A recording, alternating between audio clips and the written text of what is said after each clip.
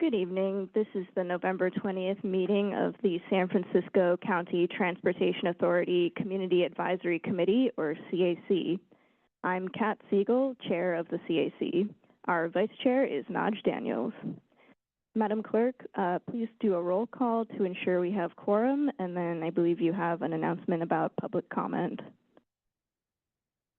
CAC members, when I call your name, please say present to ensure quorum. Member Bors? Present. Bors present. Vice Chair Daniels? Daniels absent. Member Ford? Ford absent. Member Kim? Kim present. Kim present. Member Margarita? Margarita present. Margarita present. Member Milford Rosales? Milford Rosales present. Milford Rosales present. Member Ng? Ng absent. Member Ortega? Ortega present. Ortega present. Chair Siegel? Siegel present. Siegel present. Chair, we have quorum. Also, public comment will be available for each item on this agenda via telephone by calling one of the numbers listed on the front of the agenda or joining the meeting through the Zoom link. Once you join, you will be able to listen to the meeting as a participant. To make public comment on an item when the item is called, members of the public participating by Zoom wishing to speak should use the raise hand feature or dial *9. Do not press *9 again or you will be removed from the queue. When you are asked to unmute yourself, press *6 or the unmute button to unmute yourself. The live operator will advise you that you will be allowed 2 minutes to speak. When your 2 minutes are up, we will move on to the next caller. Best practices are to speak slowly, clearly, and turn down the volume of any televisions or radios around you. Thank you. That concludes my announcement. Thank you so much.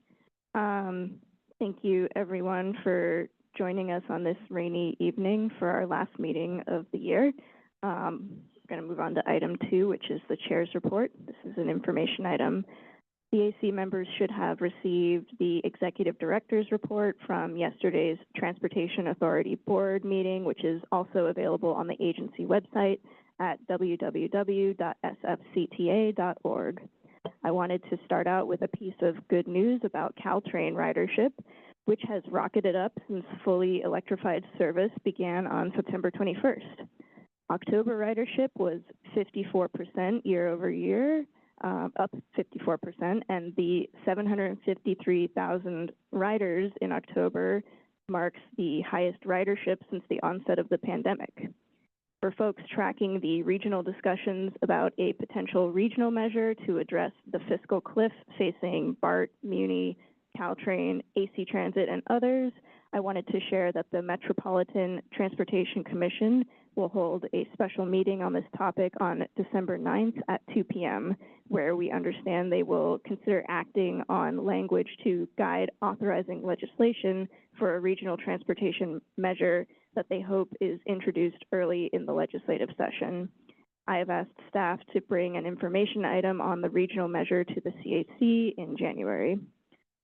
Switching to outreach opportunities for 2 SFCTA-funded neighborhood transportation program studies, the Walter U. Lum Place Public Space Study requested by Commissioner Peskin is underway with its second round of outreach this month.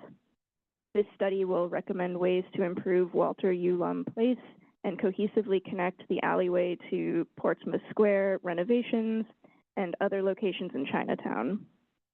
Outreach partner Chinatown Community Development Center held engagement events with community groups and local merchants throughout November, focusing on some design concepts, and has launched an online survey for feedback.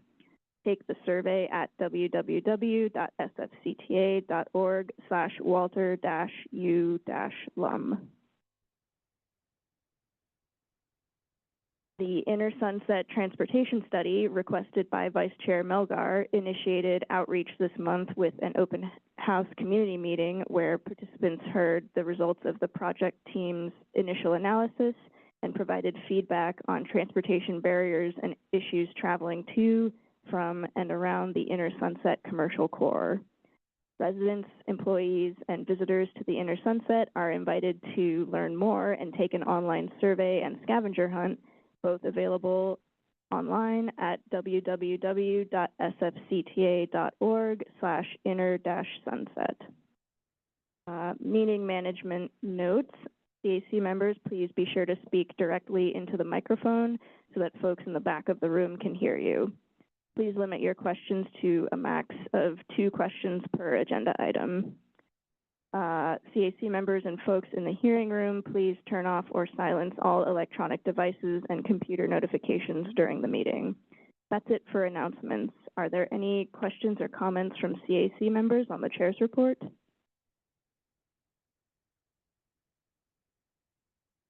Is there anyone in the hearing room wishing to give public comment on the chair's report? Operator, is there any remote public comment on the chair's report? Checking for remote public comment. And there is none. Great, thank you so much. That puts us on item 3, which is nominations for the 2025 Community Advisory Committee Chair and Vice Chair, and this is an action item.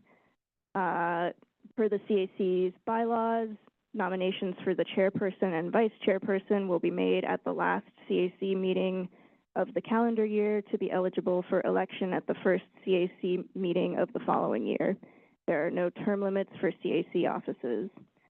All members who are nominated and accept the nomination will need to provide Amy, the clerk of the Transportation Authority, with a brief statement of qualifications and objectives by January 15th to include in the meeting packet for our January 22nd meeting when the elections will be held. Nominations are now in order for the office of chair. Any member may nominate themselves or another member. The nomination must be accepted prior to the election. The member does not need to be present tonight to be nominated, and no seconds are required for nominations. Would anyone like to nominate themselves or another CAC member for chair? Member Milford Rosales? I would like to nominate Member Siegel for chair, Chairperson Siegel for chair. Thank you. I accept the nomination.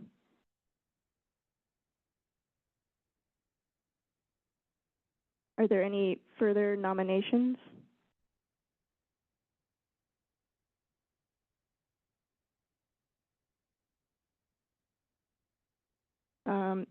If not, nominations for chair are closed. Nominations are now in order for the office of vice chair.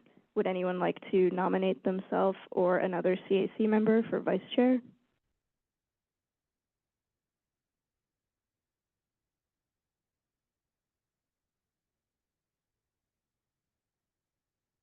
I'll nominate Vice Chair Daniels.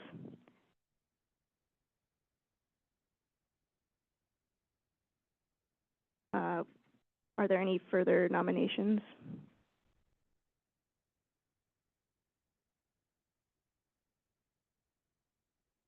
If not, then nominations for Vice Chair are closed. Okay. Is there any public comment on nominations for Chair or Vice Chair? Operator, is there any public comment on the nominations? Checking for public comments. And there is no public comment. Great. Then we can move on to the consent agenda. Items 4 through 6 comprise the consent agenda. Staff is not planning to present, but is available to answer questions. There are 2 action items on the consent agenda tonight. One is to approve the minutes from the October meeting, and one is to approve the 2025 CAC meeting schedule. Are there any questions or comments from CAC members on the consent agenda? Not seeing any. Are there any members of the public wishing to give public comments on the consent agenda? Operator, is there any remote public comment? Checking for remote public comment. And there is none. Great, thank you so much. May I have a motion and a second to approve item 4, the minutes, and item 5, the CAC meeting schedule? Moved by member Bars, seconded by member Ortega. Madam Clerk, would you please take a roll call vote? On the motion to approve item 4, the minutes, and item 5, the 2025 CAC meeting schedule on the consent agenda, Member Bars? Bars, aye. Bars, aye. Vice Chair Daniels? Daniels absent. Member Ford? Ford absent. Member Kim? Kim, aye. Kim, aye. Member Margarita? Margarita, aye. Margarita, aye. Member Milford Rosales? Milford Rosales, aye. Milford Rosales, aye. Member Ng? Ng absent. Member Ortega? Oh, sorry. Ng, aye. Ng is present and she says aye. Member Ortega? Ortega, aye. Ortega, aye. Chair Siegel? Siegel, aye. Siegel, aye. We have 7 ayes. The motion is approved. Great, thanks so much. That puts us on item 7, which is to adopt a motion of support to allocate $3.3 million and appropriate $350,000 in Prop L funds with conditions, allocate $672,000 in Prop AA funds, and $4.9 million in TNC tax funds for 6 requests. This is an action item.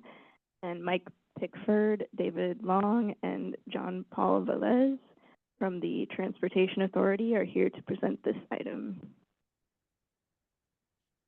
So I'll go through the first 4 slides and then hand it over to my colleagues.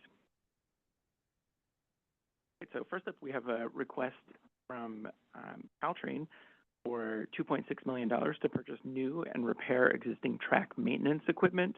Keeping the track in a state of good repair improves reliability, safety, and the resilience of the whole Caltrain system. The exact equipment to be purchased with these funds is still to be determined, but it may include high rail inspector trucks, high rail section trucks, repair of existing flatbed rail cars, ballast cars, and other equipment. So some pretty technical equipment there. The project is expected to be open for use by summer 2027. And as a reminder, Prop L funds help offset the city and county of San Francisco's local match contribution to Caltrain's budget as one of the partner counties. Next up is a neighborhood transportation program request. This SFMTA is requesting $700,000 for traffic calming and sideshow deterrence measures in District 11. This project would implement various traffic calming measures, including speed humps at approximately 27 locations around the district. These features would help slow down traffic on residential streets, promoting safer conditions for pedestrians, families, and community members. To combat illegal exhibition driving activities, the project also includes deterrence measures like centerline and corner hardening with rubber speed humps like you see in the photo, delineator posts, and dots at approximately 10 locations. These design elements are specifically aimed to discourage sideshow activities, making the streets less attractive for dangerous driving behavior.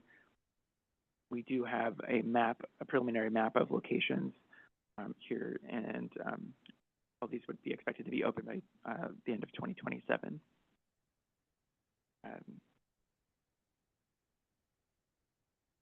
Let's skip over those for 1 second. Next up, Public Works is requesting $672,000 in Prop AA funds for construction of the Innis Avenue Sidewalk Improvement Project. This project would improve pedestrian safety and accessibility along Innis Avenue between Aurelius Walker and Donahue Streets by constructing 450 50 feet of new sidewalk where there's currently no sidewalk at all, as you see in the photo. It would also construct accessible curb ramps at the ends of that sidewalk, and importantly, a new rock slide catchment fence, as there's a steep hill on the uphill side of this new sidewalk. So that would protect pedestrians from any hazards. The Transportation Authority previously funded the design phase of this project with Prop AA funds, and Public Works expects that this would be open for use in March 2026. Next, the SFMTA is requesting about $4.9 million for the next phase of the Vision Zero Quick Build program. This program aims to expedite the implementation of critical safety improvements for pedestrians, cyclists, and drivers, and San Francisco's Vision Zero goal of eliminating traffic fatalities and serious injuries. Quick build projects are comprised of reversible or adjustable traffic control, such as roadway and curb painting, signs, and traffic signal updates, as well as lane reconfigurations and parking and loading adjustments. This request would implement safety improvements on 8 corridors and programmatic spot improvements at locations on the high injury network. We have a list of the 8 proposed corridors here that this funding would cover. Details about the specific improvement types at each of these locations is included in your packet, and we're happy to discuss any of those. All of these improvements would be expected to be open by March 2027. Now I'm going to hand it over to my colleague David, who can go over the West Side Network Study.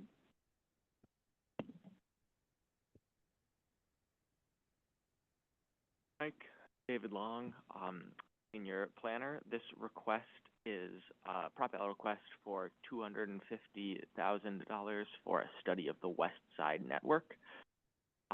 This West Side Network study is a collaborative effort between the SFCTA, SF Planning, and SFMTA to assess the current and future performance of the transportation network on the west side of San Francisco. It will evaluate all modes of transportation and consider planned projects, offering a comprehensive understanding of how the network is expected to function as the city grows. Analyzing transportation trends and projecting future performance like this equips us to make informed and data-driven decisions that align with San Francisco's strategic framework and transportation plan, otherwise known as the SFTP+. The approach will help us identify areas where additional mobility solutions are necessary to ensure the transportation network is efficient, equitable, and responsive to future demands, especially in the context of future growth, which is anticipated on the west side. I mentioned the SFTP+ a moment ago, but do want to emphasize that this effort is coordinating both technically and through outreach closely with the SFTP+. We expect findings from the West Side Network study to be incorporated and, in fact, be an important input to the SFTP. Final report for the West Side Network study is expected to. With that, I'll pass it to John Paul, who I believe. Oh.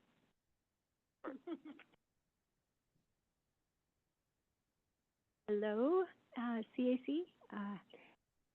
Okay, so for the last of the 4 requests from Prop L is a collaborative initiative between SFCTA and SFMTA to create a centralized online resource for autonomous vehicle information. And this request is for $100,000, and the portal will serve as a one-stop online resource for information that will include legislation, permitting, and data incorporating all of these various levels of government information, publicly available sources affecting San Francisco and beyond. The dashboard, as it is inclusive of, is to go partially live by June of 2025, and the full project will be complete by the following year. And with that, we have project managers who can take questions. Thank you all so much. At Member Barz's suggestion, I'm going to try going to public comment first tonight, and before we go to member discussion. Is there any public comment in the room on this item? Thank you, Edward Mason. Regarding the last item for the portal for the autonomous vehicles, my question is, why are we paying for it? Why? Because this is a research and development project being taken on by individual companies, and they're using our space here in the city as their laboratory. They could have gone to Nevada and Black Rock, built San Francisco there, and gone and tested it there. But we are the test ground for this effort. And with all of the, the problems that they're having, the collisions that they're having, and then we, the taxpayers, have to pay for the data that they are creating, I find that just unacceptable, that we have to pay these multi-million-dollar companies to status their data. They should be paying for it because it's their project that they're undergoing. So I just don't see why we have to pay for it. And also regarding the sideshows, it's a real tragedy that our society has evolved now to the sideshows. I hope that there is some further legislation that would penalize these individuals to reimburse us for having to go and put these extra features into the intersections. But we try to say, well, this is going to make safety and all this stuff. Wait a minute. If they weren't there, you wouldn't be doing it. So I hope that there's additional penalties invoked legislatively. But again, it ain't going to happen, and I realize that. Thank you. Thank you. Operator, is there any remote public comment on this item? Checking for remote public comment. And there is no remote public comment. Great. Public comment on this item is closed. Member Ortega? Oh, hi. Oh, you should stay. I have a question for you. Hi. Yeah, I see you walking away. Actually, I also wanted to discuss the website hosting for the AVs, but I think I'm coming at it from a different approach. I'm probably a little bit more excited by AV technology than some other people in this room, but that's fine. I will just state that as a note. I actually am more curious about this website for two different reasons. The first one is I'm wondering if in the report you mentioned that you're going to be hosting not just data that is relevant to the city of San Francisco or the state of California, but from across the country. So I wanted to know, have we contacted the other cities that their pilot programs are being run in, like Austin or Phoenix?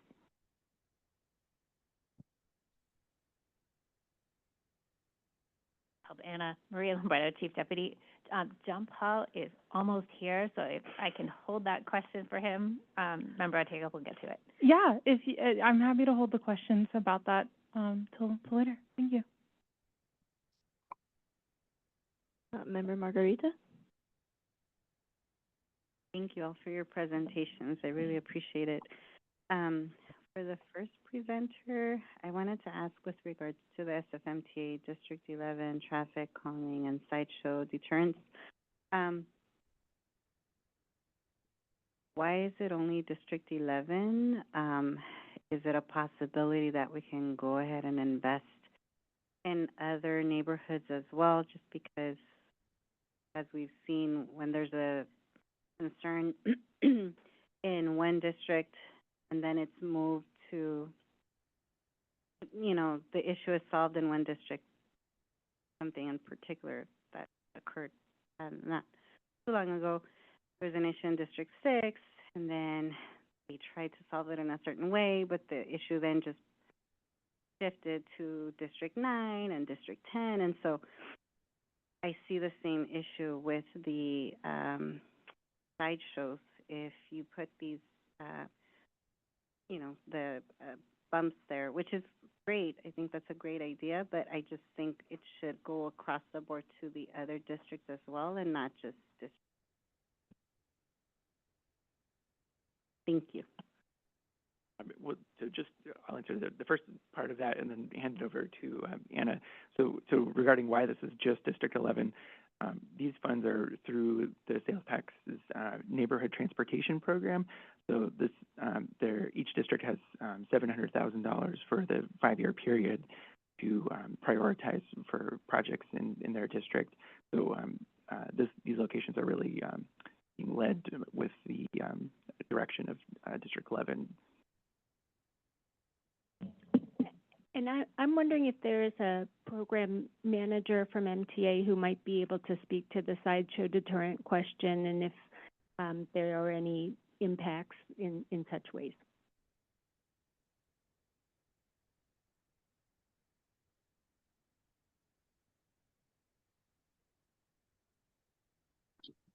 Good evening. This is Damon Curtis. Can you hear me? Yes, Damon Curtis, Traffic Calming Program Manager at SFMTA. So I, I'm not sure what's the question regarding sideshow deterrence. I just had a concern that, well, one of the questions was why only District 11, and then the gentleman here answered that this is specifically from District 11 residents, it sounds like, who decided to invest $700,000 specifically in District 11 to deter the sideshows. But I guess the question would be, what else is happening so that the sideshows do not continue in other districts, or what do we have to do so that it doesn't shift from District 11 to District 10 or District 9 or other districts? Is there anything being done on, with initiative from SFMTA? So I mean, that's the sideshow problem is not just a San Francisco problem. It's certainly not just a D11 problem. It's a region-wide problem, and it's not going to get solved by putting rubber speed humps at 10 locations within D11, even within that district. So this is by no means meant to solve the problem. We are trying to address the most chronic locations that have been identified with this project. But we're not going to engineer our way out of the sideshow problem. That is a cultural and problem that requires education and a probably legislative action and a large enforcement component.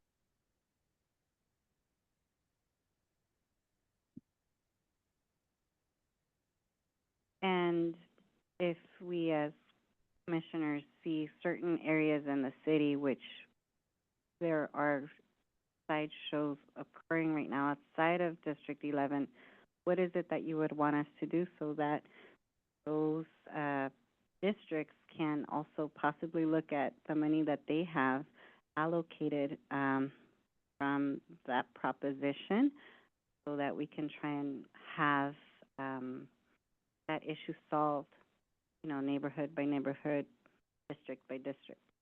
Well, again, I mean, we're not going to put rubber speed humps at every intersection. And the fact is, donuts, stunt driving can occur at practically every intersection in San Francisco. Sideshows are a unique phenomenon. They're takeover style events where large gatherings occur, and that's what we're trying and hoping to address. And my recommendation is that when sideshows occur, you contact your local police station immediately. We are getting most of our referrals, or trying to at least, from the SFPD, and other, they're certainly coming our way. We're getting information about this type of activity through other sources, but primarily we're trying to address the large takeover style sideshow event. So I mean, the first point of contact should be San Francisco Police Department. And then we work with them on locations where they recommend or have, we work with them on identifying which locations to implement mitigation measures.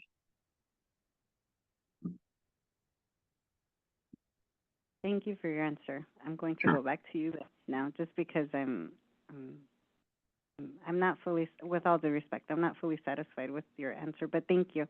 I'd be happy to try to clarify it if you let me know what's. No, it's okay. I understand your position. With all due respect, no, I heard you.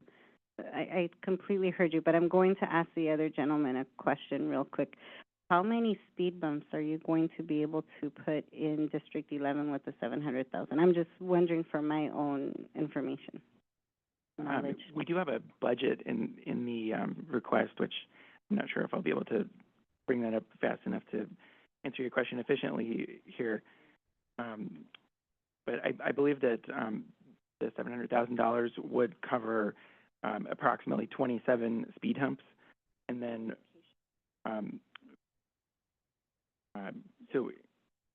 and then for the sideshow deterrence, as SFMTA has informed us, sometimes there'll be at a specific intersection, they might need to do multiple locations. So in the budget, you'll see like 40 rubber speed humps.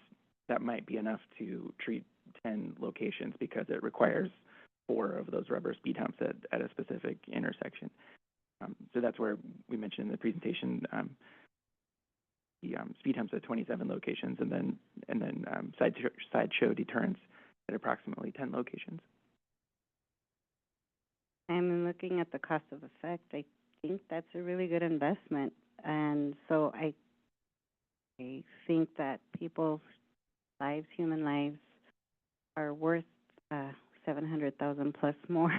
So just something to think about. I don't think it's a bad idea to look at speed bumps at big areas where there's possibility of different cars having sideshows. Anyways, thank you so much, both of you, for your answers. Member Kim? Chair, I have a question. The West Side Network study.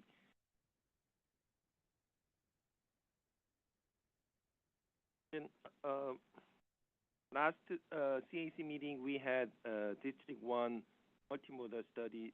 Those one related to this one together, or is it separate? They're separate projects, but we are coordinating. So the District 1 mobility study is ongoing. The West Side is taking a broader look at the West Side, but we'll make sure that we're coordinating. Yeah, those D1 study in the beginning part, we have already kind of a solution and recommendation, strengthening the safety.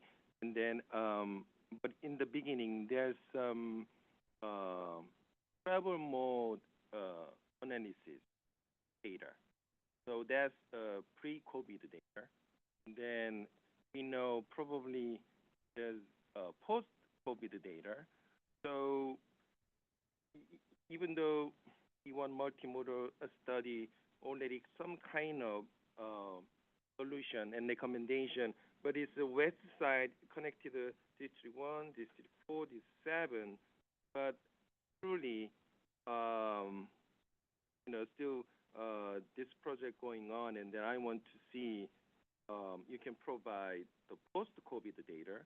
So we want to know, what kind of travel mode demand shifted from the pre-COVID to post-COVID, and then what kind of service we can provide, especially transportation. I think this is a critical part. So can you provide sometime later during the project those post-COVID travel mode data? Yeah, so thanks for the question. We are doing our best within the study to use post-COVID data and are hopeful that we will be able to do so. We're still in the process of the quality assurance process to make sure that the data that we have collected as a city and as a region post-COVID can be used. But we're hopeful that it will be, and we'll be able to reflect. Right, but this is a planning study. Proper planning requires proper data, right? We all know pre-COVID and post. And small business like me, the way do business is different. So the planning, in order to do good planning, you have to use proper data. Somehow, so far, several years passed, but we don't see post-COVID data yet. I'm very kind of disappointed. I requested multiple times. So please, this is an ongoing project. So could you provide the proper data to in the project and also CAC so we can understand better? Thank you. Yeah, I could, through the chair, I'm happy to elaborate on David's answer. Thank you, Member Kim, for your question.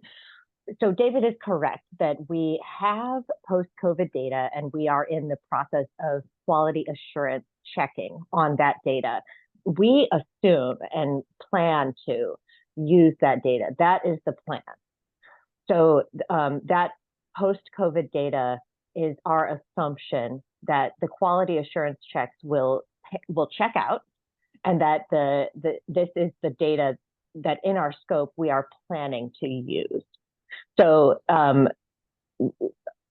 we will report back to the CAC on this, but at this time, David is correct. There's a quality assurance process going on with the data, but the assumption underlying this scope and underlying the San Francisco Transportation Plan, which this will be an input into, that all is premised upon using the post-COVID data.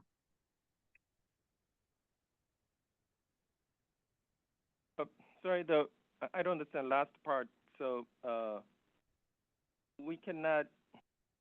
Yeah, could you tell me the last part? So this planning uses quality assurance, but so eventually this project gonna use post-COVID data later, or you are not sure?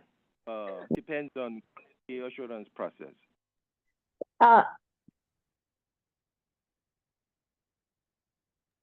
Phone did a weird thing. But so the quality assurance process should be completed within a week or so. And we fully expect that quality assurance process to have a good result, because we've been doing a lot of work up to this point in reviewing that data. And we're 99% confident that this data is ready to use. And so the assumption underlying this study is that, yes, we are going to be able to start using that data within the next week or two, and it will be the data. This new post-COVID data is the data that we will use for both this West Side study and for the San Francisco Transportation Plan update. Okay, I understand it. Thank you. Thank you. Member Milford Rosales. I have a few different questions real quick here.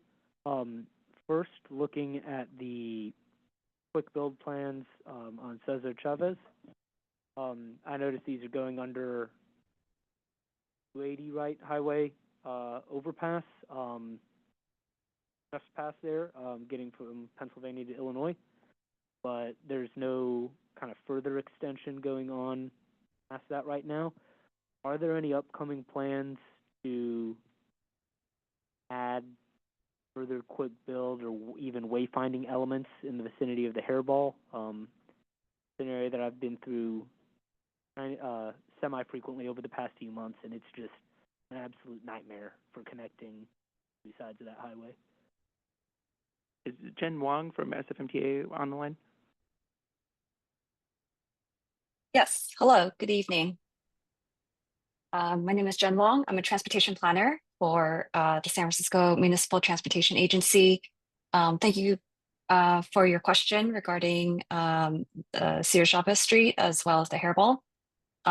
This quick build project that is included in the request is for the extents between Pennsylvania and Illinois.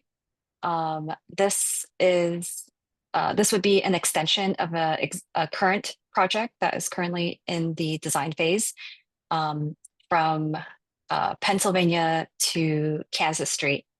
And then further west of that, we do have another ongoing and current project called the Hairball Project. In fact, there's multiple phases of that project. We've done some initial installments in the vicinity, and we're continuing to make additional improvements, including wayfinding, as you mentioned, and altogether, with all these phases and with all these different segments of the hairball and Cesar Chavez Street, it is our intent to make this a comprehensive and connected corridor to the rest of the bike network in this area. And more information about these projects can be found on our sfmta.com website. All right, thank you very much. That's excellent to hear. My second question was tied to the AV dashboard, resource dashboard portal. From my understanding, Newsom vetoed the bill that would have required these companies to actually provide incident data this year. In light of that, would this be, I guess, what type of data beyond legislative updates would be going here? Like, they're not required to provide incident data, and I assume this is not enough money to pay for someone to trawl like Reddit and Twitter and stuff and find videos of incidents either. Hello, everyone. My name is John Paul Velez. I'm the AV policy lead here at the TA. Apologies for being late today. So yeah, there's multiple sources of AV data, and regulators already request a range of different data reports from operators. So the DMV, again, already collects a fair amount of data, and the CPUC does as well. You're correct that Governor Newsom vetoed a bill that would have kind of led to the expansion of those data reports, but that doesn't mean that there isn't already some information that can be leveraged. So one of the sources of data that we want to tap into is precisely what's already reported. Recently, the PUC, and we will be talking about some of this later, so maybe I won't kind of overdo it right now, but the PUC already expanded its data reporting requirements for 2025. And in addition to that, there's a series of local sources of data that are incidents that are reported via 311, 911, fire department operators, muni operators that report different incidents. And so that data, the SFMTA kind of receives all of that data, and part of the division is to actually process that data and make it available to the public.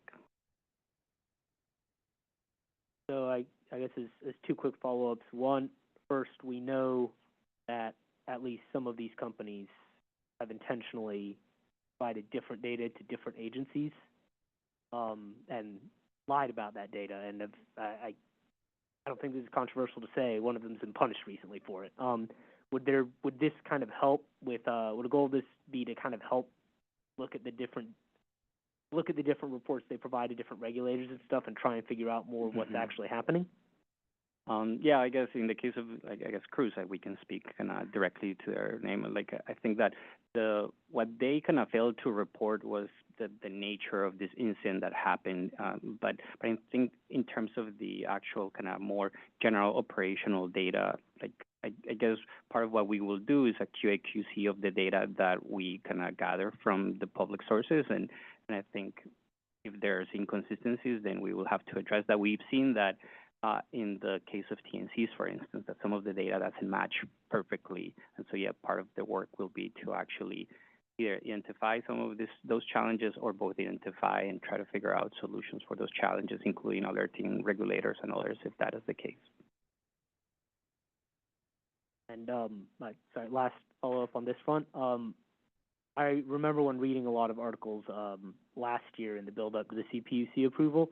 There were some independent just people out there that were tracking incidents, and I think it was at least NPR mentioned that their best source they could find on incidents was like a guy with a Twitter account just tracking and sharing video and stuff.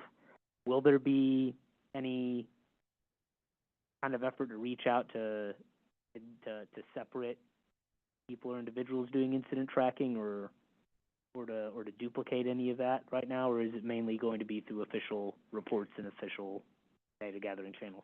Yeah, I would say that the start is to, again, there's already formal channels to report to the SFMTA and on incidents, and I think that will be the first source. I won't say that that's necessarily the end of the conversation, and precisely once we start putting out kind of like reports for the public to see, there might kind of start a more kind of dynamic process of engaging with other folks. But I think it's, yeah, we're going to start with the things that we kind of have more certainty on. Great, thank you very much. And I believe there was another question that I wasn't here to address, so if, sorry. Yeah, let's go back to Member Ortega. Hello. Hi. I had a couple of questions regarding this, actually. So the first one is, in your statement that you released to the CAC, you mentioned that it was also going to cover laws that are outside of San Francisco, including other areas and places in the country. And so my first question was, have you actually reached out to any of the other cities that are sort of pilot test cities? Yeah, so we have kind of ongoing conversations with different kind of cities that are kind of leading in the deployment of AVs, so be it kind of Seattle, Phoenix, Austin, DC.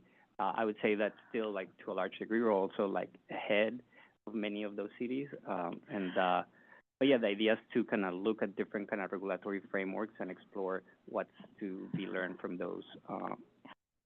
Yeah, so I guess my question about that then is, it feels like there's two sort of different goals that this website is supposed to have, and I'm kind of wondering if, frankly, we should be thinking about this in a broader sense, and that this is a very, like, San Francisco website where I feel like it could actually be a joint website across all these pilot cities, all these pilot programs, and not have it just be, this is the MTA and the SFTA's little website where they're tracking all this stuff. Like, I feel like we should make it a bigger thing, and then instead of it just us be hosting in this website where we're holding all of this information that is relevant to a bunch of cities across a bunch of states.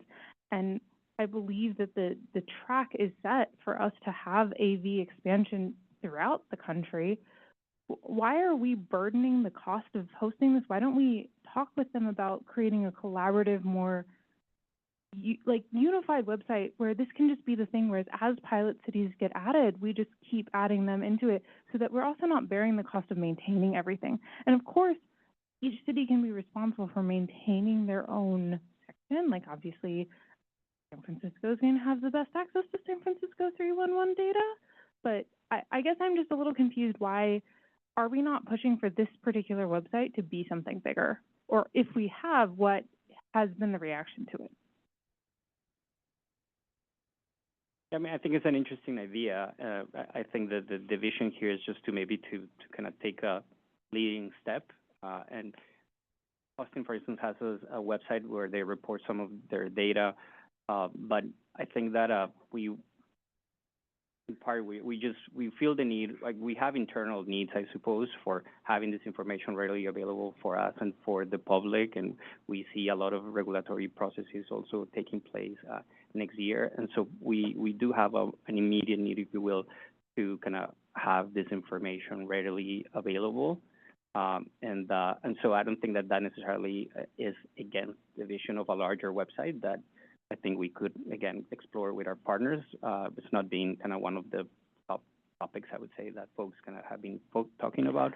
But I wouldn't say, I mean, the other point is, yes, that there's many different regulations in different states, and I would say that probably the best kind of data sets are available for California. There will be kind of many differences because of that.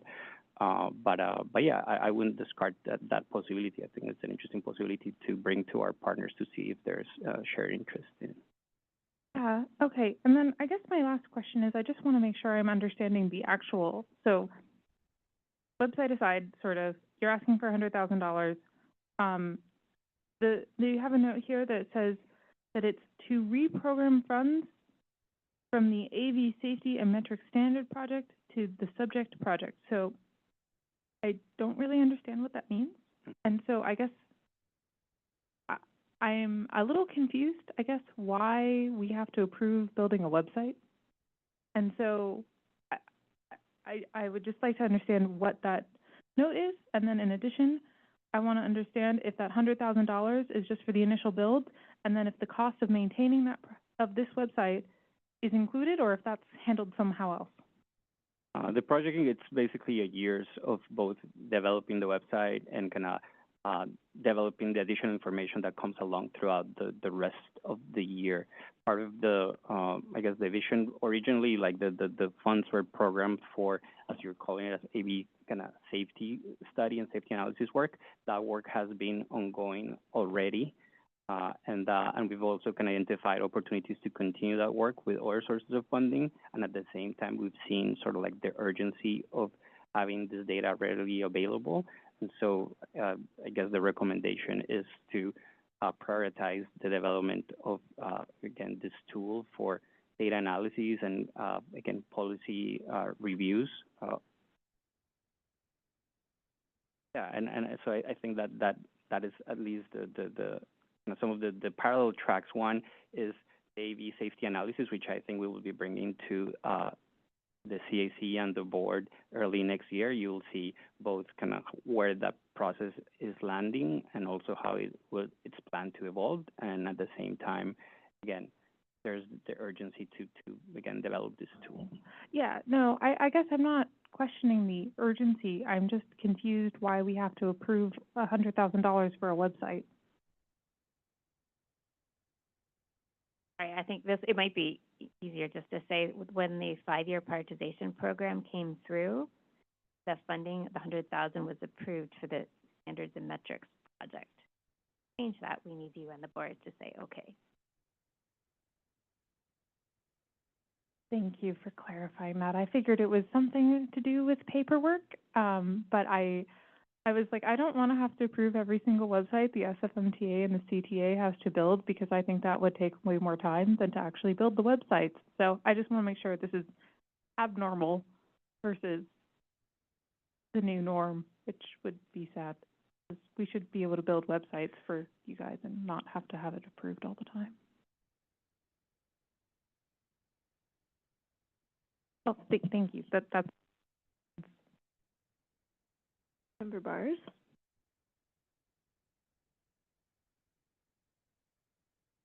I have some questions. Sorry. So I had 2 questions, but then this very interesting line of inquiry that my fellow member raised made me think several things. So I'm going to try to make it as concise as possible. When it comes to, maybe I'll just make a comment. So building off of what Member Ortega said, I think it's still very early in the regulatory days of autonomous vehicles, but I think there is a trajectory, right, where this technology is going. And I would just like to second that, in San Francisco, we certainly have an instinct to do things in a very bespoke, like San Francisco type of way. And there are models from elsewhere in the world where they do sort of collaborative technical implementation sharing across a sector. So in the rail industry in the United Kingdom, there's like the train operating companies work together to hire to create an entity called the Rail Delivery Group, which is the technical implementation and provides technical tools for the oversight and management of the rail industry. So there's certainly models from other places in the world that I think might be of interest, that we look forward to, especially as we are one of these cities where we are testing and a hotbed of innovation for autonomous vehicles. I will just offer that. Also, I just have to say, $100,000 for a website that does not include like advanced machine learning or like other kinds of like more sophisticated data feeds strikes me as very high. I'd be very curious. I mean, I understand that it's being reprogrammed, but that just does strike me as a very large number. Very curious to see what the scope of work is for the objectives outlined here, or at least the scope from bidders for this work, for what's out.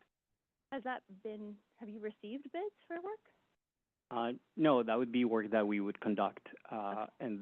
So, yeah, I mean, a website is just sort of like the vehicle to put it out into the public, but the work that needs to be conducted in terms of kind of processing the data, programming the data to actually be able to have the, I guess, the metrics and the visibility tools that we want is where the core of the work relies. And some of the data, especially the data that is provided by citizens, needs to do a lot of, again, processing and curation before we can actually put it out into the public. So I think that many of the elements of the website require a lot of work, I guess, or the tool.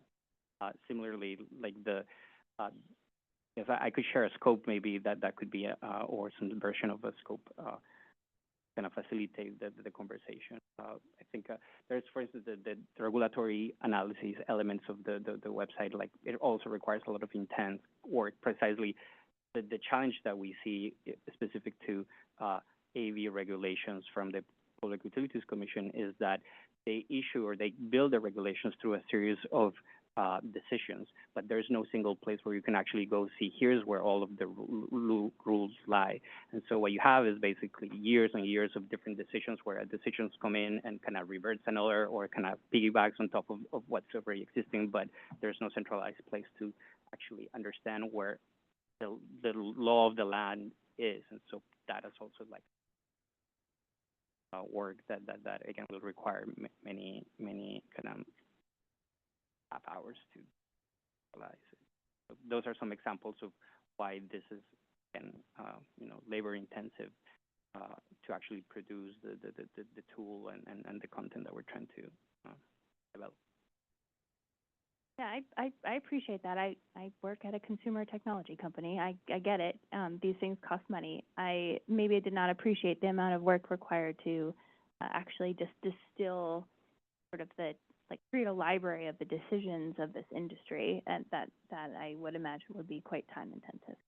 So I do though think that especially if this is a tool that ends up being used over time, thinking about partnering or collaborating with other entities, or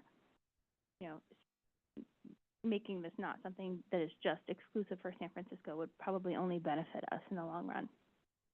Thank you. Okay, so now, Member Ortega, thank you for your thoughtful questions and comments. I now have to go back to my original question. All right, so my original question, with respect to the sideshows, I just want to understand, do the sideshow deterrent barriers at intersections work? Is there any evidence that kind of intervention works? I would need to refer that to our colleague Damon Curtis with SFMTA. Yes, I'm here. Thank you. Thank you for the question. So I would say a qualified yes, and I'm qualifying the yes only because there are so many other locations where these activities can occur. Where we have implemented sideshow deterrence measures, we have not seen, I think, save one location, we have not seen a reoccurrence of sideshow activity. But again, that could either be because these measures are actually preventing this activity from happening, or it's simply because the activity has moved, a block away, 4 blocks away, etc. Okay, got it.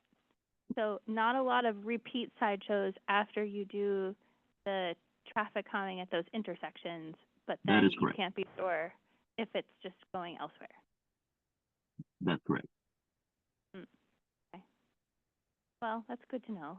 Sideshows are pretty dreadful and violent and scary and make people, potentially injure people and do all kinds of bad things. So I guess it's worth trying. I wish that there was a better sense of we made all of these investments in this area the way this item shows, that would make a significant impact overall. Is that something that the evaluation plans, for quick build, show? So, let me just speak. So, this is going to be the, I believe, 3rd round of D11 NTIP traffic calming. Sideshow deterrence is a new aspect to this for this particular cycle. But I would have to go back and work with our evaluation team, but I'm pretty sure we can track the benefits that have come as a result of the D11 NTIP investment that we put into that district over the last, I believe it's been 6 to 7 years. So that's something I can work with my team internally to put together and come back to the CAC at a later time to provide that information. That would be very welcome. Thank you. Okay, last one, change of item again. And on the west side, Mr. Long, I read this one with great interest. I love studies that focus on D7, so thank you. I'm curious about just a couple of things. One is, this isn't an NTIP item, right? So how did this item come here? not an NTIP item, but it is a Prop L item, and it's funded out of the development-oriented transportation category. Oh, okay. Okay, all right, cool. And the study itself, it talks about midterm improvements. I'm curious why it specifies midterm improvements. The scope, I should say, the scope of the study.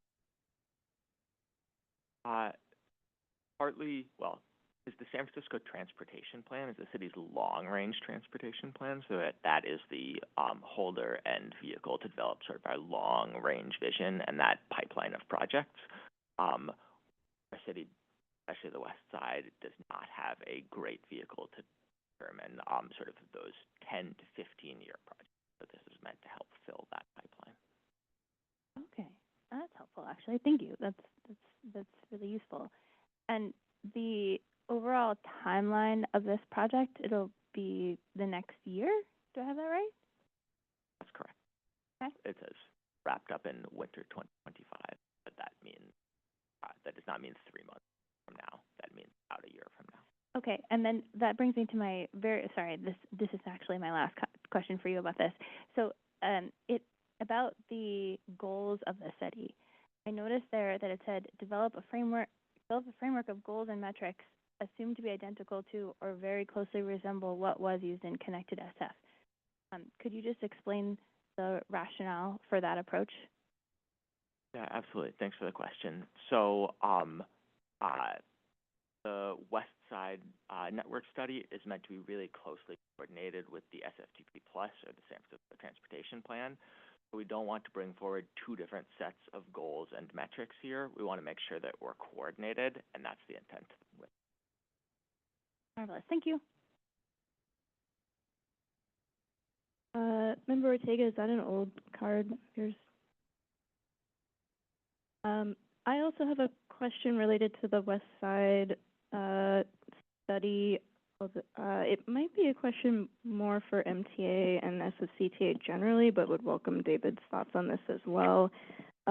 We hear a lot from our CAC members representing the West Side districts and public comment that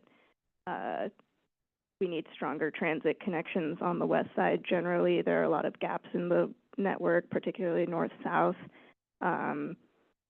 We just saw that the West Side voted overwhelmingly for muni funding with Prop L, so we know the West Side is supportive. I know all the supervisors representing those districts are supportive of transit investments. So I was just wondering if there are, given particularly the shifting travel patterns due to COVID, with more of the neighborhood-to-neighborhood service recovery more quickly than the downtown recovery, is there like an immediate term or near-term opportunity to make transit service on the West Side more robust? Has there been any consideration of either a very near-term study to rebalance service or add new lines?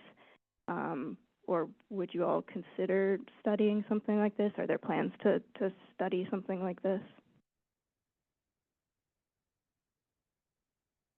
I'll maybe take a pass there and then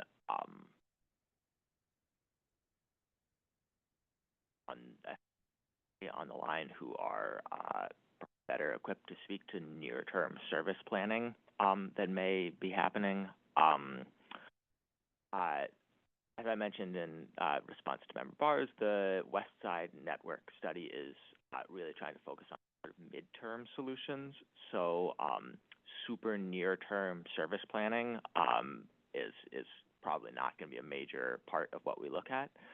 That being said, the West Side Network Study is hoping to consider a really broad range of potential solutions, so capital projects, service, or programmatic improvements, things like TDM. So we'll be looking at a really wide range of potential solutions, but more focused on that sort of mid-term.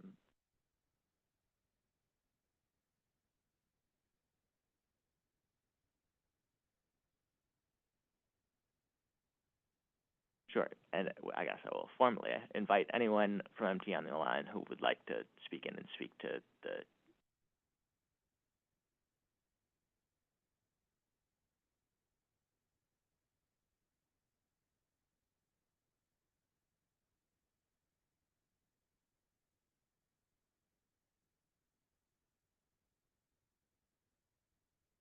Well, that's, yeah, if no one's available to answer that, that's okay. Thank you for your response. I appreciate it. Maybe I could request that if there is any kind of,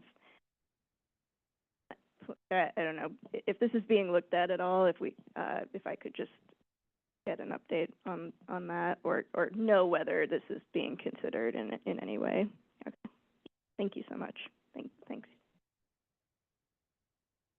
If there are no other questions or comments from members, may I have a motion and a second to approve item 7? Moved by Member Margarita. By Member Bars. Madam Clerk, can we get a roll call vote, please? On the motion to approve item 7, Member Bars. Bars, aye. Bars, aye. Vice Chair Daniels. Vice Chair Daniels, aye. Daniels, aye. Member Ford. Ford absent. Member Kim. Kim, aye. Kim, aye. Member Margarita. Margarita, aye. Margarita, aye. Member Milford Rosales. Milford Rosales, aye. Milford Rosales, aye. Member Ng. Ing, aye. Ng, aye. Member Ortega. Ortega, aye. Ortega, aye. Chair Siegel. Siegel, aye. Siegel, aye. There are 8 ayes. The motion is approved. Thank you so much, and thanks everyone for the presentations. That puts us on item 8, which is the Portal Downtown Rail Extension project implementation MOU and allocation of $9 million in Prop L funds and amendment of 2 Prop K grants. And we have Jesse Kaler, Rail Program Manager, with us remotely to present this item. Oh, here in person.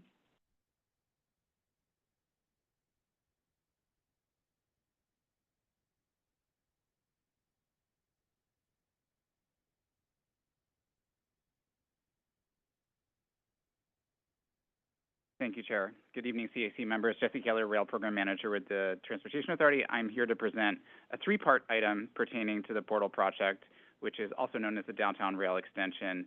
The TJPA, the Trans-Bay Joint Powers Authority, serves as the lead agency for the Portal project, and we are joined remotely this evening by TJPA staff Alfonso Rodriguez, who serves as the project director for the Portal. I'll also briefly note that I am presenting, but this item is really a collaboration of multiple divisions at the TA, particularly the Capital Projects team on which I serve, as well as Anna Laforte's Policy and Programming Division. Just a bit of context, the slide on screen shows the alignment of the project. Portal will construct a new subway, which will extend Caltrain from its current terminus at the 4th and King Station to the Salesforce Transit Center in the heart of downtown San Francisco. The Portal will also serve as the northernmost segment of the future California high-speed rail system in the future between San Francisco and Los Angeles. The project will unlock connectivity between more than a dozen transit operators at Salesforce, knitting together the Bay Area and ultimately the state. The Portal project has been a longstanding priority for San Francisco and the region, and in recent years has benefited from renewed efforts to advance the project and to put it forward for a major federal investment from the Federal Transit Administration Capital Investment Grant Program. In May of this year, the FTA formally established its funding share of $3.4 billion in concert with approving the TJPA's request to continue to advance the project through the FTA pipeline, specifically by advancing the project to what is known as the FTA engineering phase of that grant program. Trans-Bay Joint Powers Authority is targeting completion of the full funding grant agreement with the FTA in summer of 2027, with this future milestone being that which will fully secure this federal investment. Subject to the completion of the full funding plan on this timeline, the earliest target date for customer operations on the project would be fall of 2034. The TJPA is working together with several partner agencies for the project, including the Transportation Authority, the 2 rail operators, Caltrain and High Speed Rail, Metropolitan Transportation Commission, and the city. In 2020, these 6 agencies entered into the San Francisco Peninsula Rail Program Memorandum of Understanding. That MOU defined a work program intended to bring the project to ready for procurement status, and that MOU described the multi-agency organizational structure to manage and oversee this work. The work program of that 2020 MOU has been substantially advanced, and TJPA has partially begun the procurement process for the project, most notably through the initiation of the selection process for the tunnel and civil contractor, which will be the largest construction contract for the program. Under that same 2020 MOU, the Transportation Authority and the MTC were charged with making recommendations regarding the multi-agency governance approach to serve the project during its delivery. That work has culminated in the preparation this year of the Portal Project Implementation Memorandum of Understanding, which will be among the same 6 partner agencies and which will support TJPA in the delivery of the project. This agreement before you this evening reflects the structure for coordination and engagement across the agencies, allowing them to continue to collaborate at the management level, the executive level, and the board level during project delivery. The recommendation this evening is specifically that the CAC support the Transportation Authority entering into this agreement for the implementation phase of the project. The other 5 agencies will be similarly considering approval of this implementation MOU between now and January. Shifting now to the funding plan for the project. When TJPA made its submittal to FTA last year, the project's cost was estimated at $7.5 billion, or $8.25 billion when including the cost of the already constructed train box at Salesforce Transit Center, which has no independent utility absent the connection the portal will provide. Since last year, there have been a number of adjustments both up and down in cost and funding. In July of this year, the TJPA board revised the project schedule by approximately 27 months. Fortunately, in parallel, the project team has been successful in identifying substantial capital cost savings to offset the escalation costs of the new schedule. On balance, the project is approximately 70% funded, with the remaining funding gap on the order of $2.5 to $2.7 billion. The single biggest remaining component of the funding plan is a state investment of at least $900 million, consistent with the state's past investment in similar projects. The project's advocacy strategy for the coming year will be particularly focused on the need to reauthorize the California Cap and Trade program, which directly funds the state's major transit capital investment program. The project will also be continuing to identify new and expanded funding sources at the local and regional levels, and the Transportation Authority will continue to co-lead the capital funding strategy with the TJPA. TJPA has prepared a 3-year scope of work for continuing to progress the project with the aim to fulfill the requirements of the FTA engineering phase, as well as to advance forward to the full funding grant agreement with the FTA to secure that $3.4 billion federal investment. This scope of work has an estimated cost of approximately $200 million, which TJPA proposes to fund with a combination of known local, regional, state, and federal sources. Over this period, the TJPA also plans to initiate some right-of-way activities, cost and funding for which are not shown in this table, but which will be funded by other dedicated funds from the Metropolitan Transportation Commission, specifically Regional Measure 3. In preparing this 3-year scope of work, TJPA has included a particular focus on the preparation of durable deliverables that will retain value in the event of any further shift in the project's schedule. The request before this body this morning is TJPA's request for $9 million in Prop L sales tax funds to support the first year of work under the 3-year work plan I just described. This $9 million is consistent with the adopted 5YPP, 5-year prioritization program for the DTX category of Prop L, and represents the first increment of Prop L to be directed to the project out of a total of $300 million identified in the Prop L strategic plan. In addition to the $9 million in Prop L funds, TJPA has requested amendments to 2 past Prop K grants, both of which were completed under budget, to allow the remaining funds to also support this scope of work. In closing, the 3-part recommendation on screen before you, and it encompasses, first, the approval of the new 6-party Memorandum of Understanding with the TJPA and the other project partner agencies. Second, the allocation of $9 million in Prop L funds to support project activities in support of the FTA engineering phase. And finally, the amendment of 2 previous Prop K grants to direct cost savings to this same scope of work. That concludes my presentation. We are happy to address the committee's questions. Thank you so much for the presentation. I'm going to go to public comment first again. Are there any members in the hearing room wishing to give public comment? Operator, is there any remote public comment on this item? Checking for remote public comment. And there is no public comment. Great. Are there any members with questions or comments? Member Ortega? Hello, thank you so much for the for the presentation and for presenting the project. Clearly, I am tongue-tied. I wanted to clarify, I guess, sort of, there seems to be a lot of funding that you mentioned where some of it is based on reauthorization of the California Cap and Trade program. When would that be up for reauthorization? The discussions are already underway in Sacramento. The interesting thing about this, and it's a great question, Member Ortega, the program does not expire until 2030, but the state has made commitments against a lot of that future revenue already. So it's really important that the conversation advances both at the administration and the legislature over the course of next year as a really critical year to put that legislation forward and secure it. Interestingly, with the change of federal administration, there's actually been a renewed emphasis, as we understand it in Sacramento, on having that discussion and ironing out the details necessary to float that legislation, because that is a really significant and successful program that funds not only transportation, but other investments in sustainability, housing, energy that are priorities of the state in the context of a shifting federal landscape. So we're cautiously optimistic that that biggest single piece of the remaining part of the funding plan will be able to be secured on the timeline of about the next 2 to 3 years that we are targeting to secure the federal investment. Great, and I guess my small follow-up question is, with the federal funding that's been promised, is there any chance of that somehow falling through? Like, I just want to understand where we're at on the stage. Like, I know that that's a very hard question, so I will accept super loosey-goosey answers here. I know we have a lot of uncertainty about to hit us, but I'm just sort of trying to understand, like, that federal funding. I'm just trying to kind of get a really broad assessment.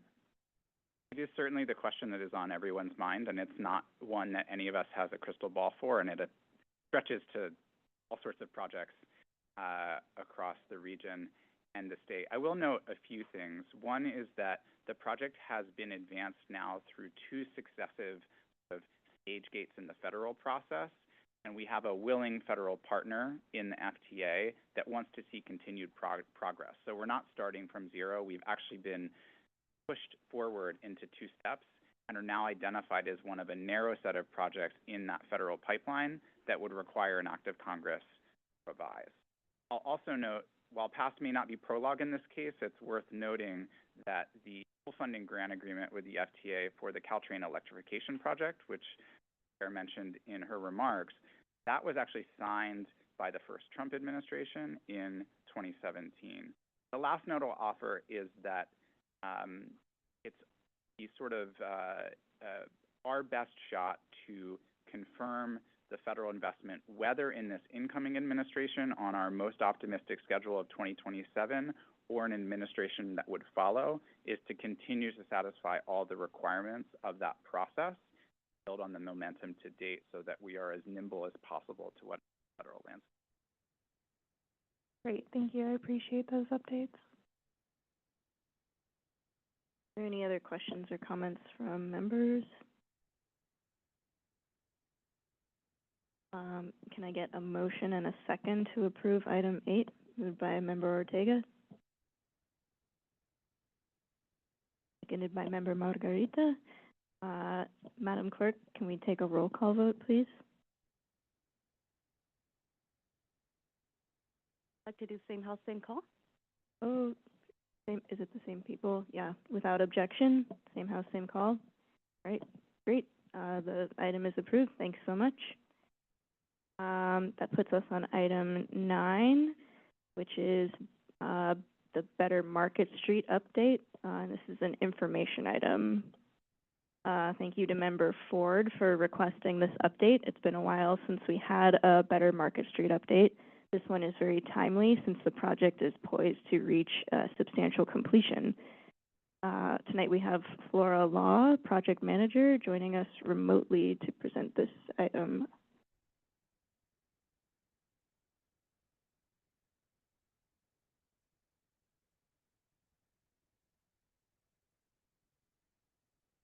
While we're waiting for Flora to unmute, I'll just note we got a slightly revised slide deck that is now on the website, which will be shared with you tonight.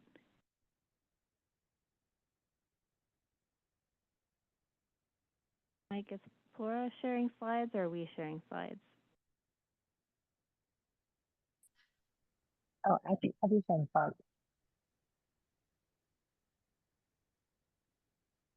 Sorry, could you say that again, Flora? We couldn't hear you.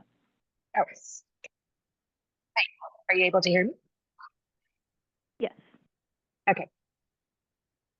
Yeah, so I'll be planning on slides, once we look at, You're a little muffled again now.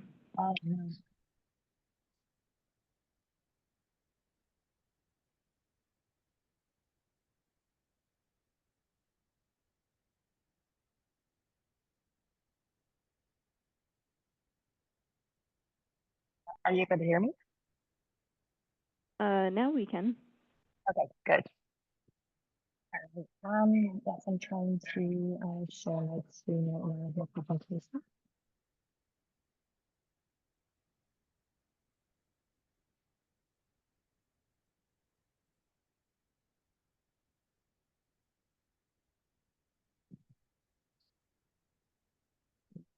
Are you able to see my screen here? We can see your slides, but your audio is still a little muffled. Oh.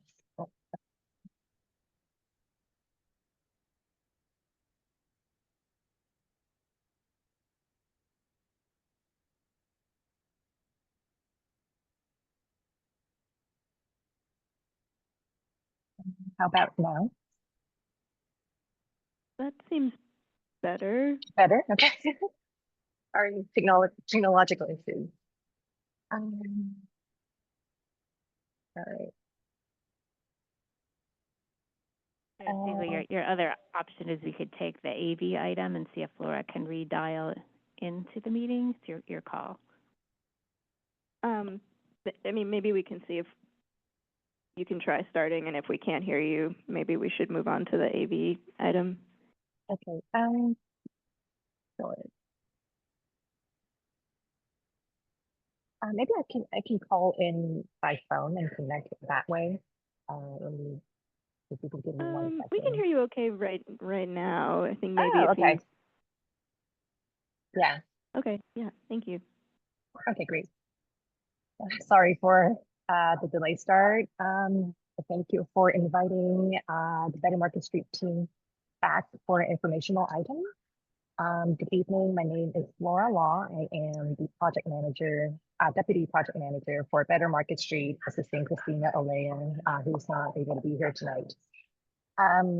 We have come to the CAC for this informational item, I believe, probably about a year ago, before our project had broken ground, or a year and a half ago now.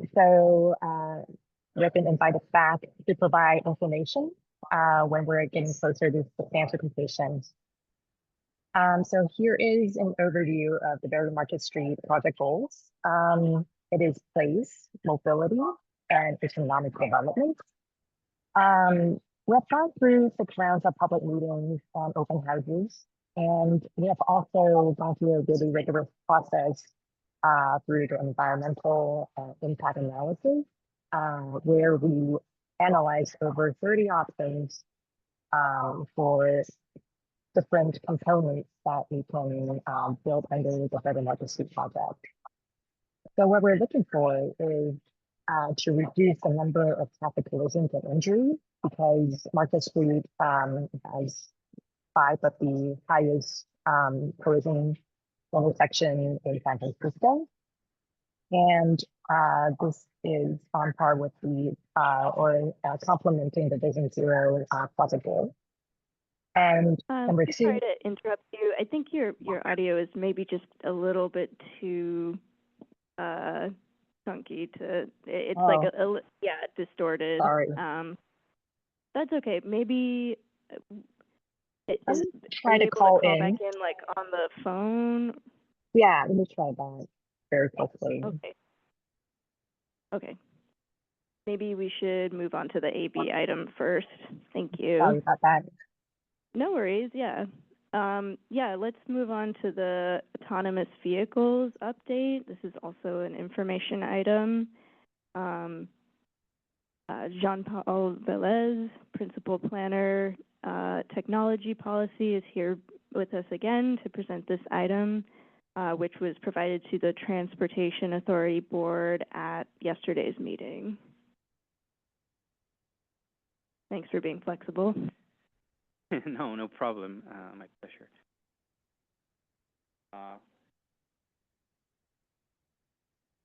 Yes.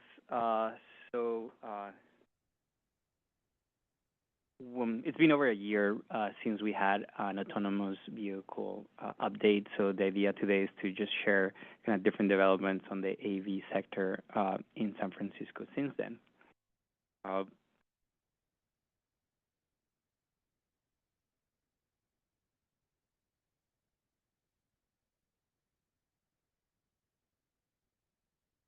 There we go. Yeah. So today we'll cover just 4 kind of main items: operations in San Francisco, legislative and regulatory developments, our research work, and also advocacy priorities as we move into 2025. So in the past 2 years, San Francisco has experienced a very radical increase in AV operations. The chart that we see here on the screen shows the evolution of both Cruise and Waymo, the 2 providers that had permits for commercial driverless services in the city during this period. Cruise had its driverless permits revoked in October of 2023, as we were just discussing. Meanwhile, what we see is precisely the significant growth of Waymo's activities in the ensuing months. So we see here for August of 2023, they completed just about 10,000 trips. And a year later, they had completed over 270,000 trips in San Francisco, a significant growth during that period. In this next graph, we are zooming in to look specifically at Waymo's operations this year, and we're seeing here the density of Waymo's origins per census tract. What we see is that Waymo's operations are highly concentrated in the downtown core, where we already have a high concentration of competing uses for our streets, including transit services, pedestrians, cyclists. There's also a high concentration of emergency response activities, as well as the city's Vision Zero high injury network. All of this is concentrated in this very area. So last year, we, San Francisco agencies, advised the CPUC to take an incremental approach to AV deployment in San Francisco, allowing providers to mature their technology and generate revenues in less impactful areas of the city until they demonstrated that they were ready to operate seamlessly throughout San Francisco's most impactful streets. But as you know, that advice was not taken by the CPUC, and this highly concentrated pattern is precisely the outcome of that decision. So generally speaking, we still see that Waymo in the past, Cruise, and smaller providers that are just testing are able to operate in general traffic following the rules of the road fairly well. But it's been our experience that as driverless operations scaled, so there is no longer a, again, safety driver behind the wheel for emergency situations, the number of circumstances in which AVs struggle with their context became increased and became more evident. So again, we've seen a number of kind of stops of the AV when it cannot cope with its context, and then they end up interfering with other road users, including emergency responders, transit services, for others. We also see a lot of inadequate response instances to human traffic control. That seems to be a point of struggle. We see slow, ineffective communication with emergency responders and other street workers. So once an issue kind of begins, there's actually a lot of problems solving those issues. And then we see a series of driving errors that would be citable violations of the vehicle code, basically traffic law violations. So clearly there's still a fair amount of room for progress. To their credit, again, focusing on our primary operator for this past year, Waymo meets regularly with San Francisco departments, including the TA, SFMTA, the fire department, the police department, to share updates and try to address concerns. They also have a dedicated first responder team that conducts trainings and engages directly with the fire department and the SFPD. They also had an interesting kind of promotional program this past month, where it's a transit credit program in which they offered $3 discounts for trips that were starting or ending at select BART Muni or CAC stations. I guess the idea is to incentivize the use of Waymo as a first last mile connection to transit and trying to understand better where that actually worked. And then Waymo, out of their own initiative, release additional data elements beyond what's required by regulators, such as some data on local vehicle miles travels and enhanced collision reports that include more details on time, date, and location of the collision. So we think that these are solid steps in the right direction, and we look forward to building on those as we move forward into 2025. Besides Waymo, other notable events from last year include the Treasure Island Autonomous Shuttle, which ended operations in December of 2023, and the final report was adopted by the board in May of this year. Cruise, again, following their collision and injury of the pedestrian that we discussed, they ended up reaching settlements with the victim, with the CPUC, and with the DOJ, and they admitted to federal charges for an incomplete report to NHTSA on this very incident. Cruise, however, still holds a permit for drivered testing in California that was not revoked, and they have begun testing in Sunnyvale and Mountain View, and they've shared their hopes to return to San Francisco in 2025.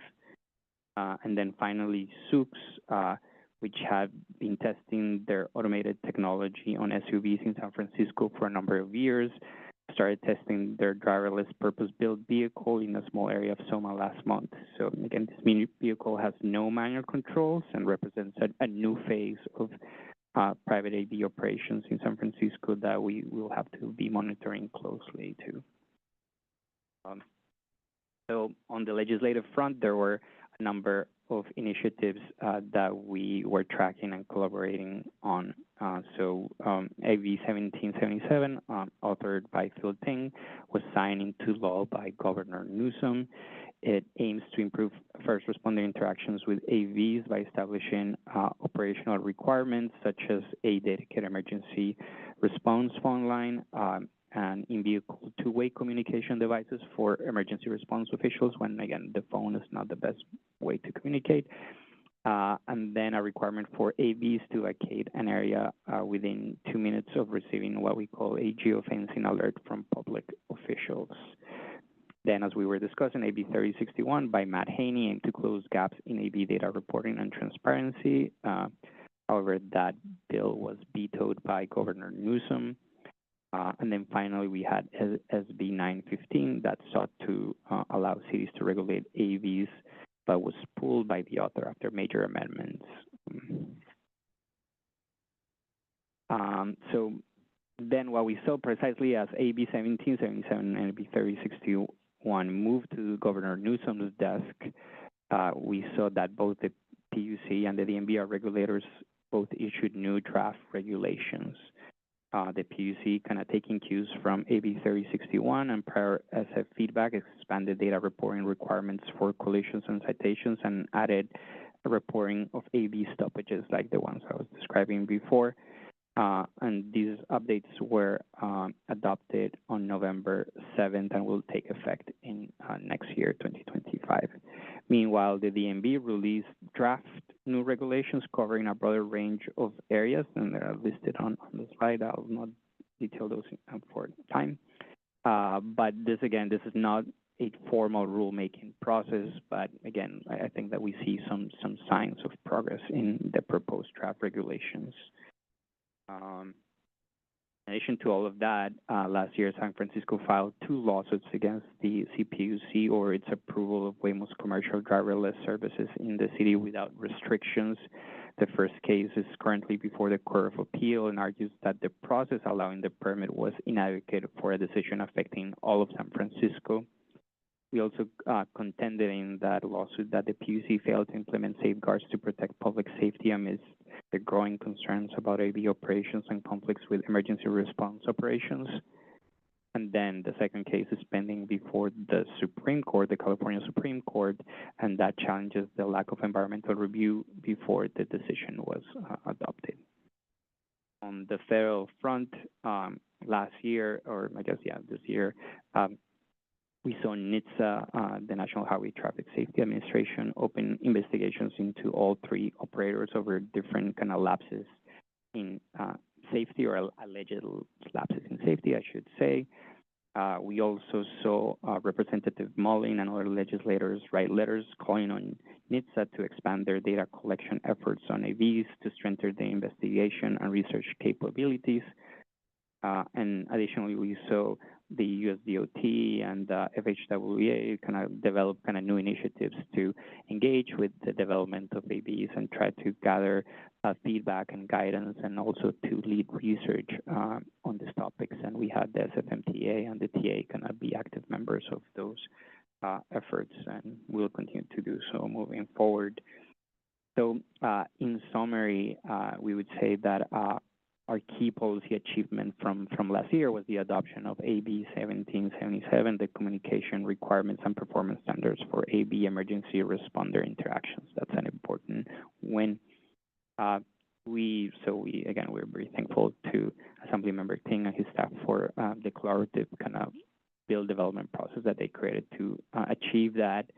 Another significant development was the CPUC's expansion of data reporting requirements, which we hope will provide deeper insights into AV operations and analysis of AV safety. And then, as I was saying before, while the DMV's new draft regulations are just, again, in draft form, we appreciate their direction and will remain very actively engaged in the rulemaking process next year. The research front, we were just talking about this. We have first, again, this conceptual AV safety permitting framework. This was an initiative that the board requested us, TA staff, to develop a conceptual AV permitting framework that emphasizes incremental AV deployment based on performance. And we already saw the DMV's proposed regulations seeding this approach. So we hope that our final report on this topic due next year will support discussions with regulators to further incorporate this approach into regulations. Additionally, we developed a new research proposal to classify road users and to monitor road safety performance, including near misses. And so this would better equip us to continue advancing our vicious zero work in this new context where AVs are a more kind of ubiquitous road user. And they would also enable us to do more of an apples-to-apples comparison of AVs with human drivers. So again, this is pending approval of FHWA Smart Grant application. A key concern on the AV front is the lack of clear standards for disability access in current regulations, largely leaving AV providers to being them responsible for ensuring equitable outcomes. So key areas of focus on this area include equitable app design, the pickup and drop-off practices, access to wheelchair users, pedestrian safety for different body sizes and people of different abilities, and prioritizing transit and transit needs, which is what many people with disabilities rely on to get around the city. We've seen from Waymo a commitment to collaborating with the disability community, and its features are widely praised by the disability community. However, we think that there's still room for improvement. Moreover, we cannot expect that future providers are to just follow Waymo's practices, and therefore the need for clear standards needed in regulation. Additionally, we think that wheelchair accessible AVs are not yet available, and we don't think they're not available in San Francisco, and we lack a timeline for their arrival, meaning that many benefits from AVs remain inaccessible to all, and that is of concern. So in wrapping, looking ahead to next year, we anticipate a very dynamic 2025 on the state front with the legislative session, the DMV rulemaking, and the CPUC's transition to what they call phase 2 of their AV deployment program.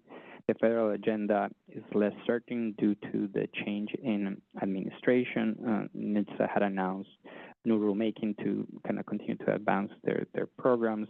There have also been discussions about incentivizing additional data reporting, but we'll need to wait a few months to see how things unfold with this kind of changing context.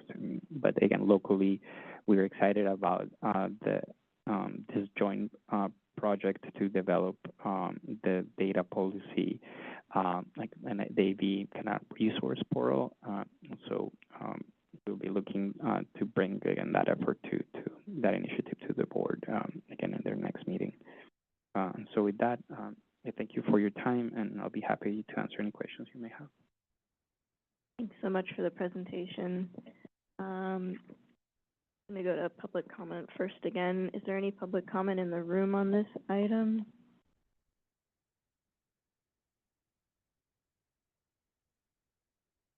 Thank you, Edward Mason. Keep in mind that this program has considerable energy consumption. Go down to 14th Street at the burned out warehouse that is now the parking lot for Waymo. And it is full of cars, and all their little domes are twirling around. And then there's a backup on 14th Street with automobiles trying to gain access into that parking lot. If you look beyond it, beyond the energy consumption, what are you going to do about the battery recycling when the batteries are going to wear out, and the environmental impact that that's going to have unless there's going to be developments made for battery recycling? All this is really doing is satisfying a culture of convenience by having this. We spoke with MTA today, and I said to the individual that's monitoring MTA with the AV, and I said, what a funding account pays your salary? And the answer was, well, it comes out of the general muni fund for sustainable streets. We're paying the freight for this. And I am really disappointed that the individual companies using our city as their laboratory are not paying the freight. They can, as I said before, they can go to Nevada, go build San Francisco, go all you want, plan it out, but we're paying the freight on this thing here right now. So I'm really concerned about the batteries being recycled, because I don't think that there's been adequate development in that industry to do that. Plus, you've got problems with creating the energy. There are tremendous problems on getting enough electricity generated between data centers that are ongoing right now and the drain that's required, and you're going to have the batteries here. So I will conclude my comments and say this needs more investigation, and with the new administration, they're going to love this because we can't fund it anymore. Thank you. Thank you for your comment. Is there any remote public comment on this item? Checking for remote public comment. And there is no remote public comment. Thank you. Public comment on this item is closed. Let's go to Member Ortega. Hi, thank you again. In transparency, I do want to clarify that both my very good friend and partner actually work for Zooks. I do want to be transparent about that. But regardless, I actually really appreciate this presentation and all of the legislative initiatives that you guys have been putting forth. I think that's really helpful. And I'm actually really happy to hear that Waymo seems to be going above and beyond. I had a chance to read the letter that Waymo sent to the TA board yesterday, and I hope that we can continue to count on them as being a solid and reliable partner going forward in San Francisco. I think that this is a sort of a tremendous opportunity for the city to help shape some of the legislation about AV vehicles going forward, and so I'm really excited to see this. I did just want to note a few things regarding some of the graphs that you presented. I would just appreciate you noting when Waymo actually became public to everyone versus when it was on a trial basis. I think that'd be a little bit helpful to help explain the large jump in usership that occurred. I know for a long time I couldn't get into the trial for Waymo. So there was I just think that when we talk about the rapid increase, we should also talk about that and the year and the month that Waymo finally expanded operations to downtown. And I actually found your graph on that fact that you were not able to take a downtown ride in Waymo when the pilot program came out. I find it fascinating that the downtown corridor has really ramped up.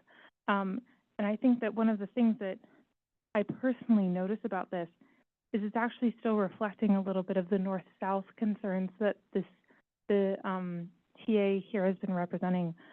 For instance, I know that in the cases that I have used a Waymo, which I have, it's normally been to get from my house, which is in Upper Noe Valley, somewhere to like North Beach, which is a doable connection on transit, but due to some unfortunate circumstances, often can take 4 times as long, especially late at night. So like I'm out late, I'm concerned for my safety. One other thing I was just curious about was you mentioned that Waymo had a last mile item going on, and I was curious if how that came about, I guess. I would just love to hear a little more background about that, if that's possible. Yeah. Can think well. So noted on your comments about like potential kind of uses. Specific to their partnership, I mean I only seen kind of like the releases and kind of just kind of touch base with their representatives. So I think that it comes about from an interest in exploring this use and trying to again work in partnership with transit. I mean there's also like a lot of fears or concerns, some I would say fair as well, that again PNCs and AVs will continue to increase congestion and kind of have transit ridership decline. So this is perhaps a proactive effort to start to kind of like hopefully build better connections. So I think that this begins with a little bit of a 1-month test and kind of try to get a better sense. They did it out of their own budget. The discounts is provided by them, not by the public. And so we'll see like that they are doing the analysis of the data on their own. So I guess we'll see what they release. But as I was saying, I think that's a good kind of step in the right direction. Hopefully we can collaborate more more together. That's not the right way of phrasing that, but in future pilots of that kind. Yeah, no, I was really excited to hear about that because I do think that is a great way to sort of help, I think, point out like what it is. I feel like in terms of like the cost of a Waymo, it can actually be more expensive than say even an Uber and a Lyft. So it's actually a really interesting thing that they're so busy.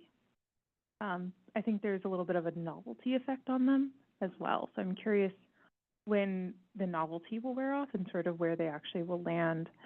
I guess personally, I view Uber and Lyft to be much more apprehensive about a Waymo and a cruise entering in because that's their business model, whereas with transit, like, I still take the J train every day to work. I can't afford a $25 cab ride to work every day. It's just how it comes down to, right? And so I'm happy to hear that they're actually taking their own initiative to try to look at those like last mile problems. And then you mentioned too that Cruise was coming back.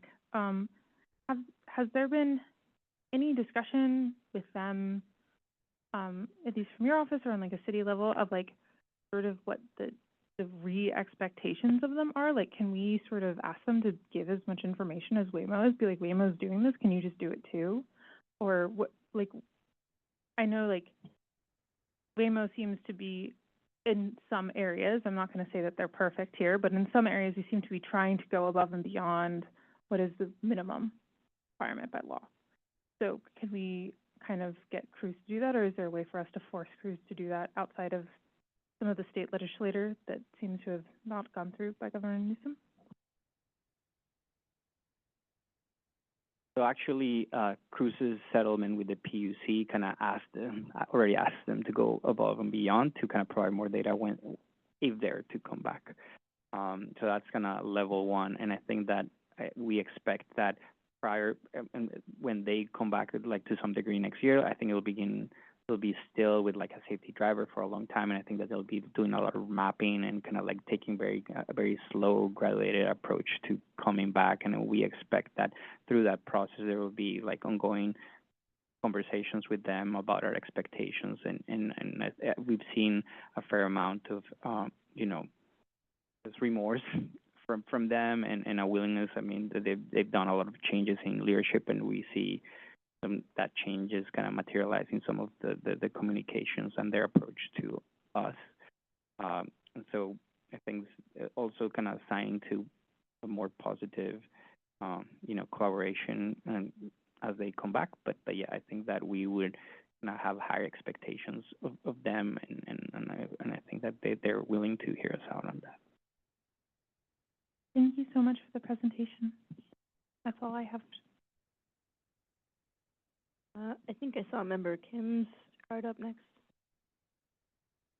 Mayor, and thank you for, and just for better understanding, the page 3 has volume data.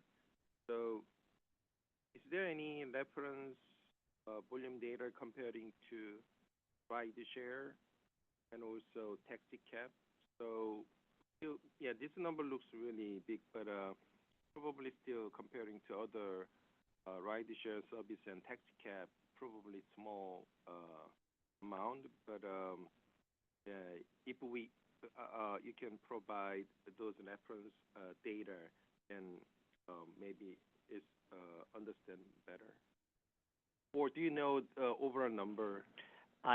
To be kind of full disclosure, like so the first couple of slides were developed by our SFMTA colleagues, but more kind of anecdotally, I participated in a different kind of conference last week where there were members of the PUC, and they did this analysis of not trip volume, which is what we're presenting here, but VMT, and they said that for San Francisco, it was the VMTs by Waymo were about 5%, I believe, from what they were seeing from TNCs. In the sense that, it's been growing, but still the size of the market.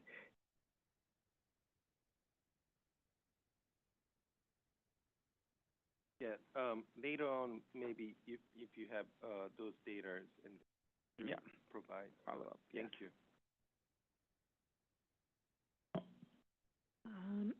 Not sure who was next. I'll go to Member Margarita. Thank you, Chair, and thank you for your presentation. This is probably late in the game, but I just wanted to raise the concerns of the jobs that are being lost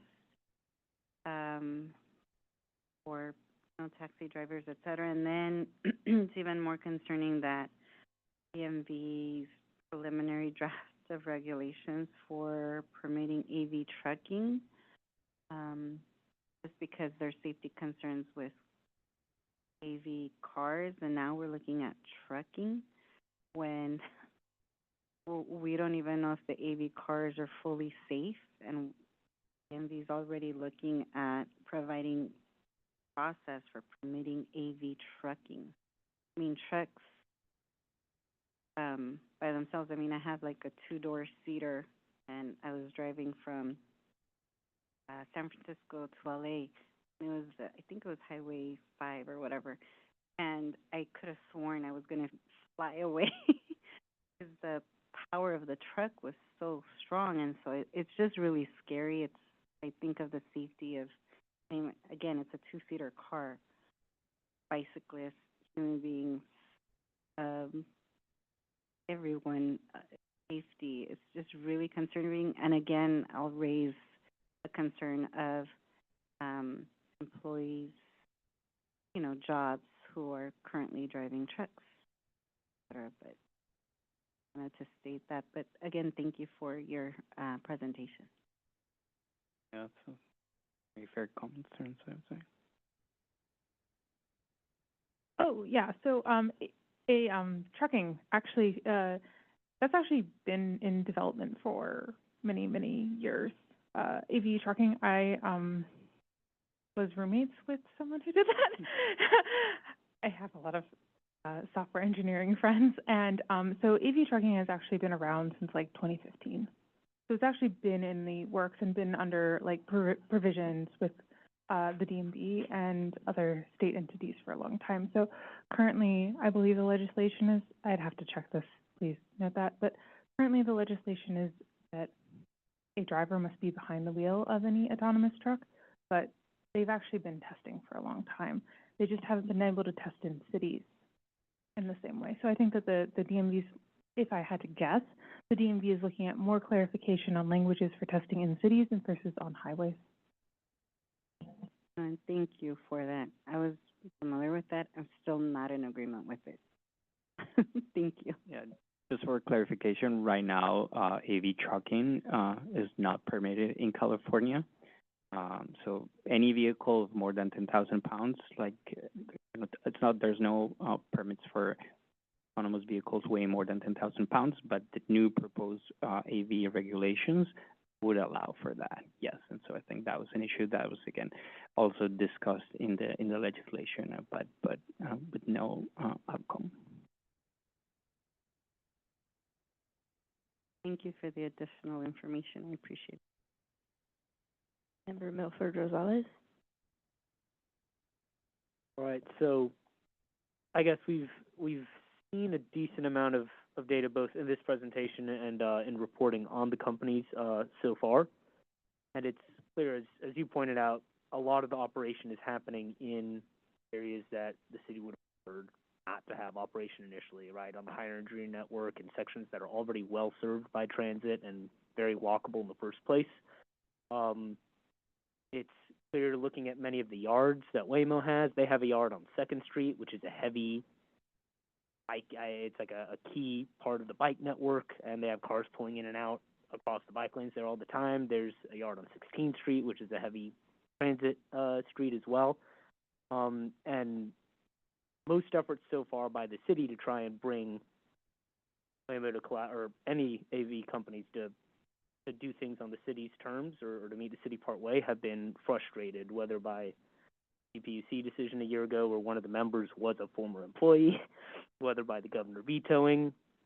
So I guess the question I have going forward is, are there, meaningful avenues to kind of challenge or hold accountable these companies in their operation in San Francisco? Like, even now, they no longer have safety drivers, and we've seen evidence that when they stop working, SFPD officers get in and drive them out of the way, and that's potentially overtime that we're paying to police officers to resolve these issues with driverless vehicles themselves. They're trying to switch over to using a lot of remote drivers now, but we don't even know if those are based in the U.S., let alone in California. Has there been talk about requiring remote drivers of AVs to have California driver's licenses?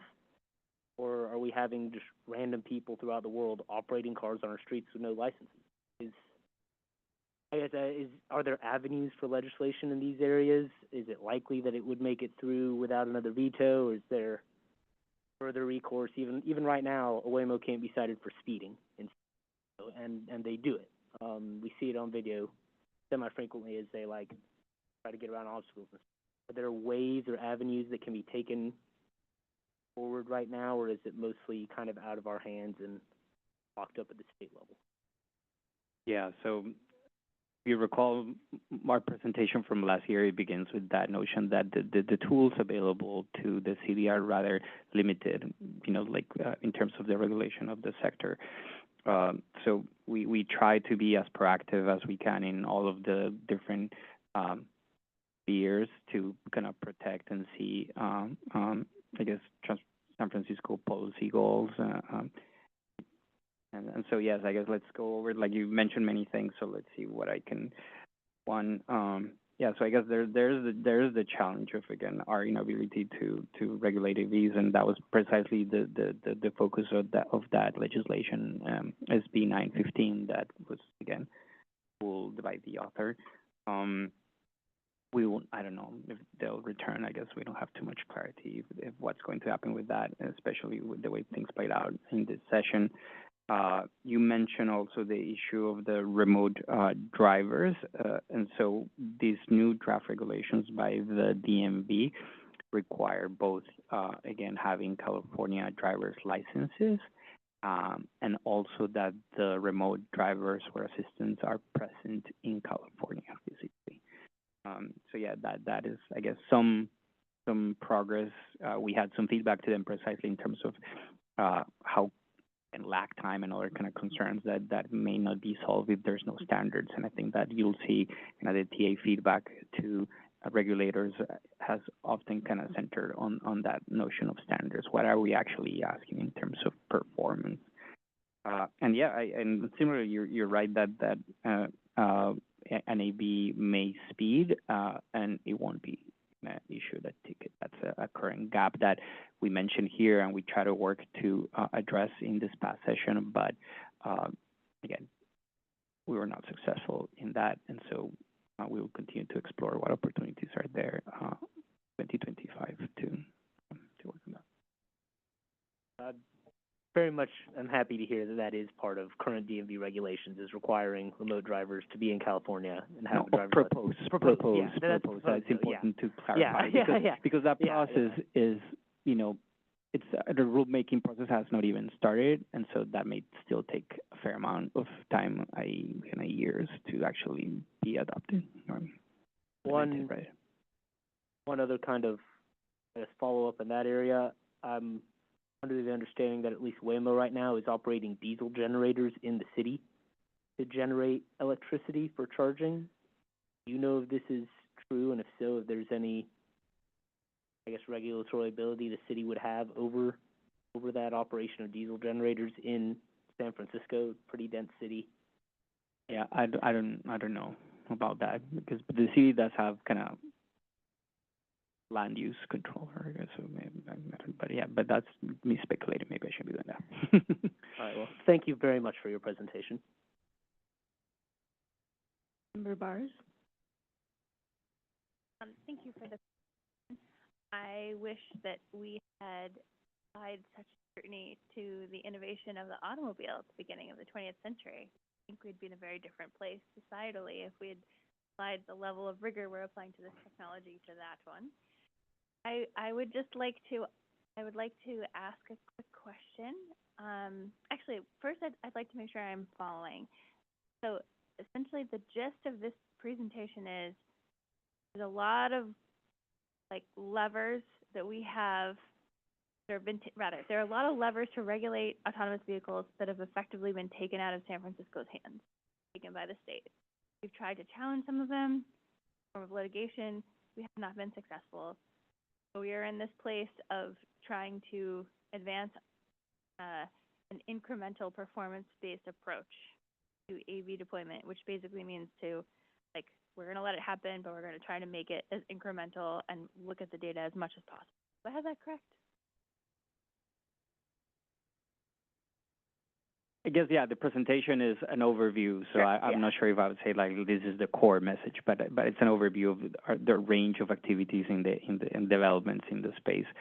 Specific to this notion of incremental performance base, I think the story to some degree begins with the last year's process where both Cruise and Waymo were applying for their full, I guess, limitless 24/7 operations, driverless in San Francisco, and we were seeing all sorts of incidents that kind of raised concern. And at that point, they had not kind of like Cruise operated like in this very sliver of the city on the west side only at night, and that alone to jump to the whole city 24/7 seemed like a huge jump. And Waymo did not have a full commercial deployment permit, and it was just jumping straight to the whole of the city. And so for us, again, we thought that what made more sense is to create a more gradual approach to deployment throughout the city, and as you were suggesting, kind of tracking performance before you start to kind of like open those gates to kind of operating more complex areas of the city. And so that was our advice to the PUC, and again, that advice was not taken. But the guidance from the board is that you should actually explore really fleshing out how that would look like, so that we can engage and advise regulators on that vision. And so that is the kind of research kind of process that we've pursued this year in parallel to all of the legislative engagement kind of activities that we described. Okay, thank you. That's a helpful clarification. I appreciate that. So and you are absolutely welcome to say that you don't know the answer, but I actually want to go back to Mr. Mason's question about the batteries. What happens to the batteries? Do you know? No, I don't know. I don't think there's any regulation on their batteries. Okay. All right. Very cool. Thank you. Thanks so much for the presentation. I have a couple of quick questions. One, it sounds like there's not really any positive regulatory outlook on the issue of being able to cite autonomous vehicles for moving violations. Is that correct? Yes, that is correct. I guess there's some minor steps that through AB 1777 that I can highlight, which is that the original kind of bill included enforcement of the traffic code on AVs, but that language was changed over the whole legislative process, and what was finally adopted is only basically called in the law notice of non-compliance that can be issued by as a peace officer, a traffic officer to an AV, but that is mostly a monitoring tool. So we are aware that a violation took place, but there's no enforcement to it, and there's no liability consequences to that. It's just more like monitoring it. And we shall see how, again, the law mandates the DMV to actually develop the regulations to flesh that idea out.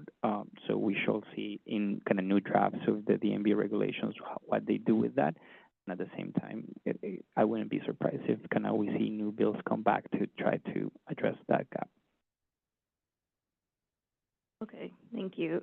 Is the issue that there's no person to cite and the vehicle code is directed at people as opposed to vehicles? What's the legal gap there? Yeah, I'll try to explain in my planner engineer terms. So there's basically like a ticket is like a form of kind of an arrest, and it has to kind of it's associated with a person, and so I guess the whole structure kind of is built with that vision in mind. And so I don't know if that was necessarily the problem. I think that I can follow up to provide better details on some of the kind of complaints that I forget the name of the body that kind of issued some concerns and but yeah, I think that those are some of the concerns.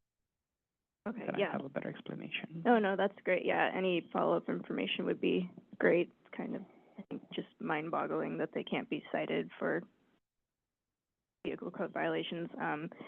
My other question is, My understanding is that the traditional TNCs are required both to charge a 10-cent access for all fee that is theoretically used to improve their accessible ride offerings, and that they need to report wheelchair accessible vehicle requests and whether or not they were fulfilled to the CPUC, I think it is.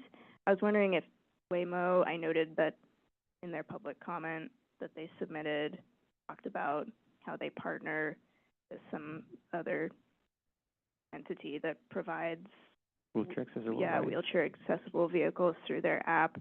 Are they subject to the same regulations that the I believe TNCs are? not on that front, and I think that that's more kind of proactive on kind of Waymo's behalf.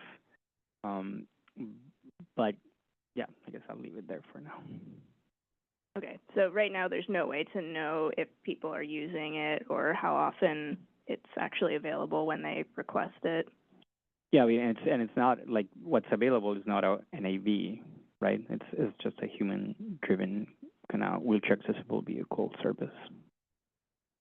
Okay, thank you so much. Appreciate it. Are there any other questions or comments from members? Well, in that case, that was an information item. Thank you so much for the presentation. Really appreciate it. I think then we can go back to the Better Market Street item, which hopefully the audio situation is resolved. Is everyone able to hear me? Yeah, I think so. Seems better. Okay. Great. Okay, so let me get my screen shared.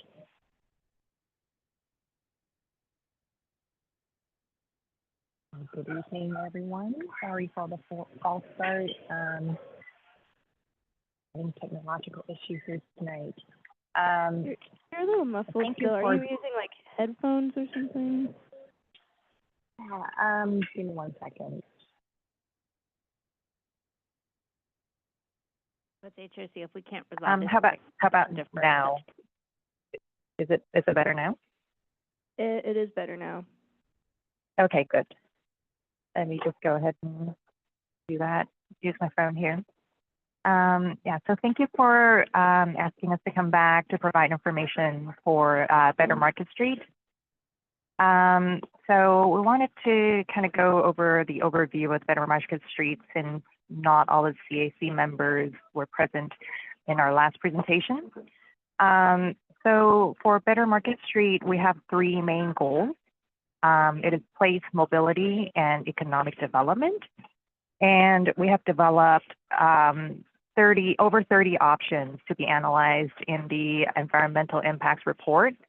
And those options, a lot of them are developed using guidances such as the Better Streets Plan from the Planning Department and other guidance documents that we use for our designs.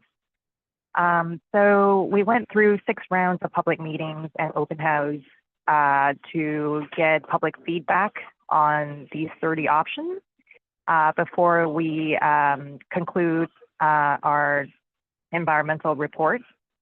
And the goals that we use is really to try to benefit better markets to create a better market street by designing it to reduce the number of traffic collisions and injuries, to improve performance and reliability of public transportation, to have an accessible sidewalk that identifies Market Street as the city's preeminent ceremonial street, and also to have upgraded and new infrastructure on Market Street since the last major upgrade was in the 70s when BART was going through. So as we were developing the Market Street project and was about to go to bid, the COVID-19 pandemic has hit. So rather than going with the full vision and the complete streets where we were going with a sidewalk level cycle track, we have to take a look at the project again to kind of balance our budget and our construction duration to try to minimize our impacts to the businesses in the corridor. From our previous projects, we know that any projects that are over 2 years in duration have devastating effects to businesses. So we worked with Office of Economic and Workforce Development to come up with a construction mitigation program to try to mitigate that, and also try to look at a construction duration of less than 2 years via a phased project to make sure that we are not majorly impacting the corridor. So the re-envisioned Market Street project, phase 1, we focus on traffic signal upgrades, which is a failing infrastructure on Market Street that we were using Prop K to do temporary improvements on. So we wanted to make sure that is in the forefront, that gets replaced. And we repaved the curb lanes and the intersections. With that, we also repair any deficiencies in the track lanes. We constructed ADA curb ramps, and we also constructed bulb outs on 6th Street, Hyde, Mason, Turk. And we replaced sidewalk at the corners and provided streetscape improvements, including new trees, benches, and bike racks. So we have also done some utility work, and the utility work is related to really just the streetscape work. When we're doing the repaving, we are not doing any major utility work, as that would really increase the construction duration over that 2-year period.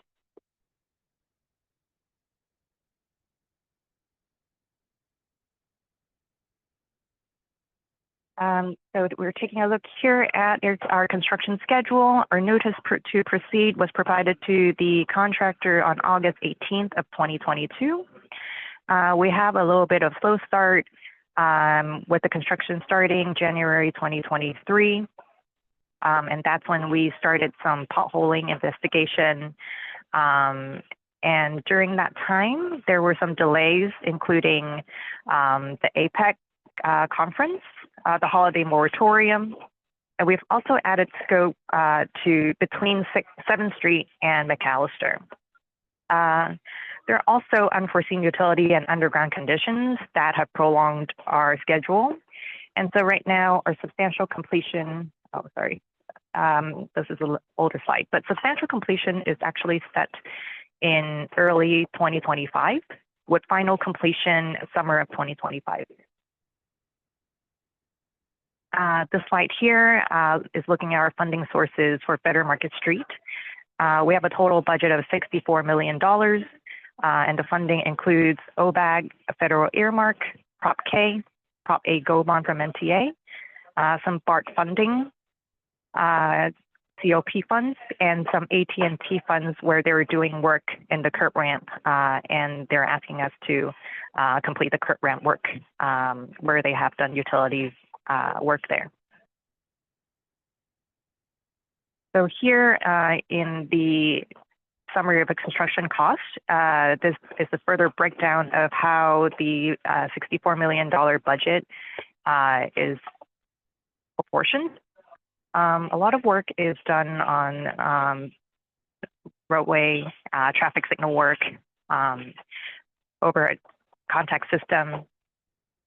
We also have a lot of traffic routing work for Better Market Street, just because Market Street is very complex. We have over 10 bus lines and also the F-line train running on Market Street. And we also have done 2 shutdowns to do track repair work as well as curb lane paving.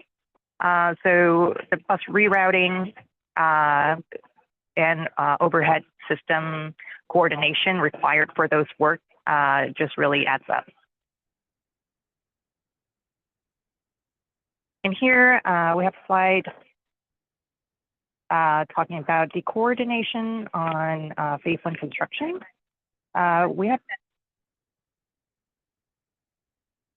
have been doing email blast, website update, coordination with advocate, as well as social media to inform the public about all the upcoming work that we were doing on Better Market Street.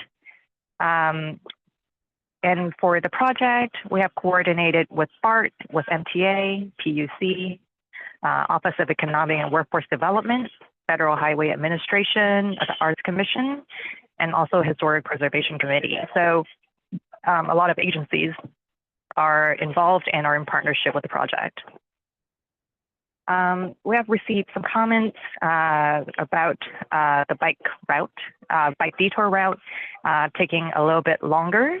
And we understand and agree that it is a longer route, but due to the longer blocks of SOMA, it is really difficult to have to reroute in any shorter form. And we also don't want bikes on the trackway, as we have witnessed firsthand in person that a lot of bikes kind of get caught in the trackway, and it's a very dangerous situation. We have also had inquiries about potentially doing a temporary bike lane on the sidewalk, but because there's no separation and also there's a lot of obstacle in between, like the BART portal, the BART canopy project, street furnishings, as well as trees that are in the way, that really made it very difficult for us to provide a viable temporary lane that could be used as a bike detour. So coming up, we have some photos of the actual construction. And here we have our crew pouring concrete street base at 6th Street, Golden Gate, Market, and Taylor. And here we're repaving the westbound curb lane. And this is the repaving of 7th Street and Charles J. Brenham and Market Street. And here we're showcasing a new crosswalk across High Street, which needs to be permanently striped. And I wanted to also show the subsidence basement work that we're doing in the corridor. And while we're here, I think we can also talk about some of the delays that we're encountering with the underground and unforeseen work that we talked about previously.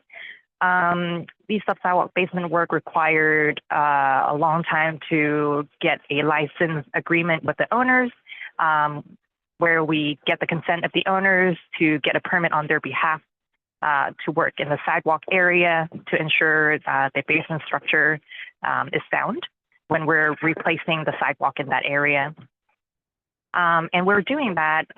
There are a lot of unforeseen conditions. There are a lot of facade that is covering the actual structure. So sometimes we don't really know the actual condition until we get in there and start the demolition. That's when we really find out what the issues are.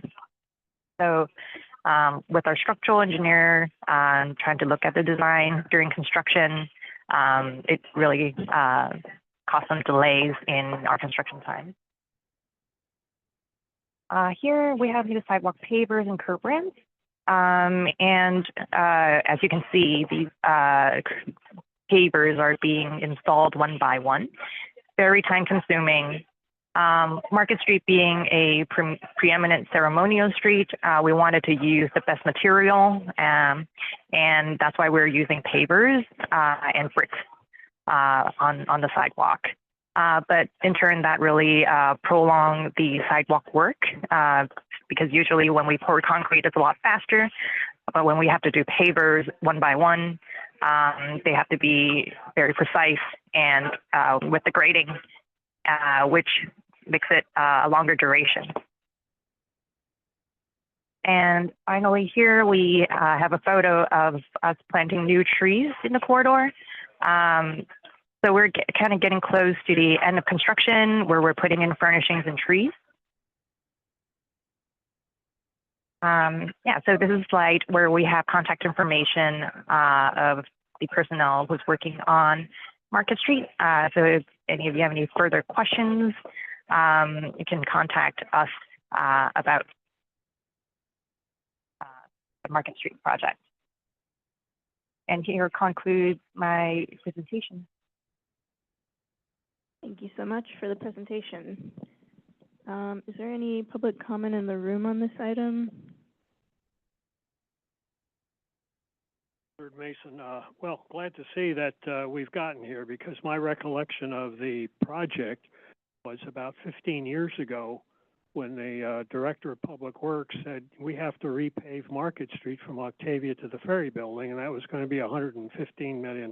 Then that evolved to improving Market Street.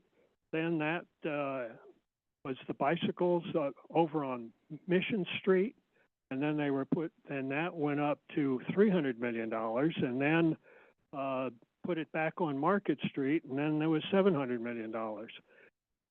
So that's my recollection. Also, when the original Market Street was put in, I'm glad to see that we're using pavers, because I hope that the homeless are not going to go and try to dig the grout out, which they did originally on when Market Street was done. That was a real problem back then. So I guess my question is, what is the cost, and is this going to extend for the Embarcadero to where? I realize we're doing it now in sections and have done this 7th Street section. I think the crosswalk that they put in at Hyde to the library is certainly an improvement. And when I came up, I hadn't been downtown in a couple of weeks, and I was really surprised to see the change that had occurred. So I guess you can classify it as money well spent, but I'm just curious as to what is going to be the future, because this got scaled back considerably due to funding. So I'm just anxiously awaiting to see what's going to happen, and hopefully we've learned our lessons from the past. Thank you. Thank you for your comment. Is there any remote public comment on this item?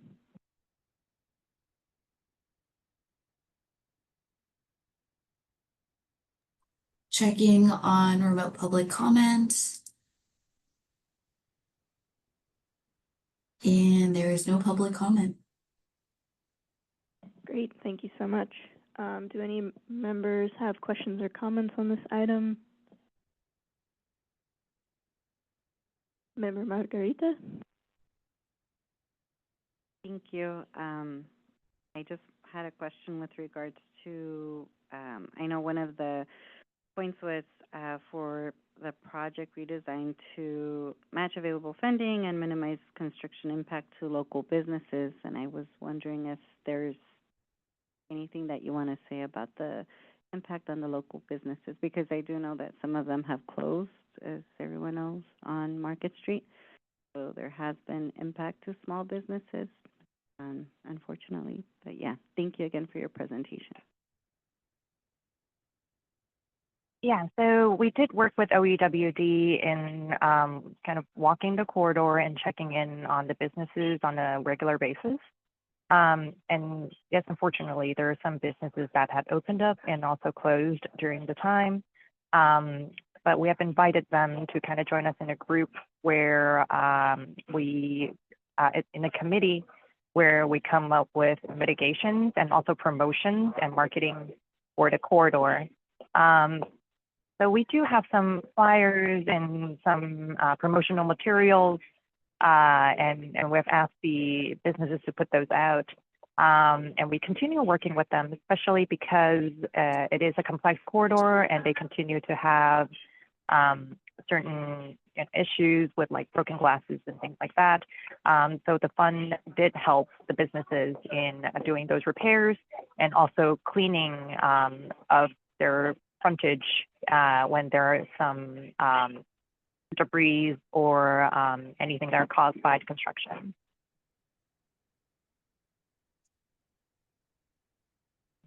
Thank you for your answer. Any other questions or comments from members? Just want to thank you for adding the breakdown of construction costs that was on the updated slides. And thanks again for the presentation. Means we can move on to item 11, introduction of new business. Do any CAC members have any new business? Vice Chair Daniels? Good afternoon. This is actually not new business. I am actually asking for a point of clarification because I would like to revisit item number 2 and self-nominate for vice chair again. So if you can. I nominated you, so. Thank you. I do accept. Thank Okay, you. great.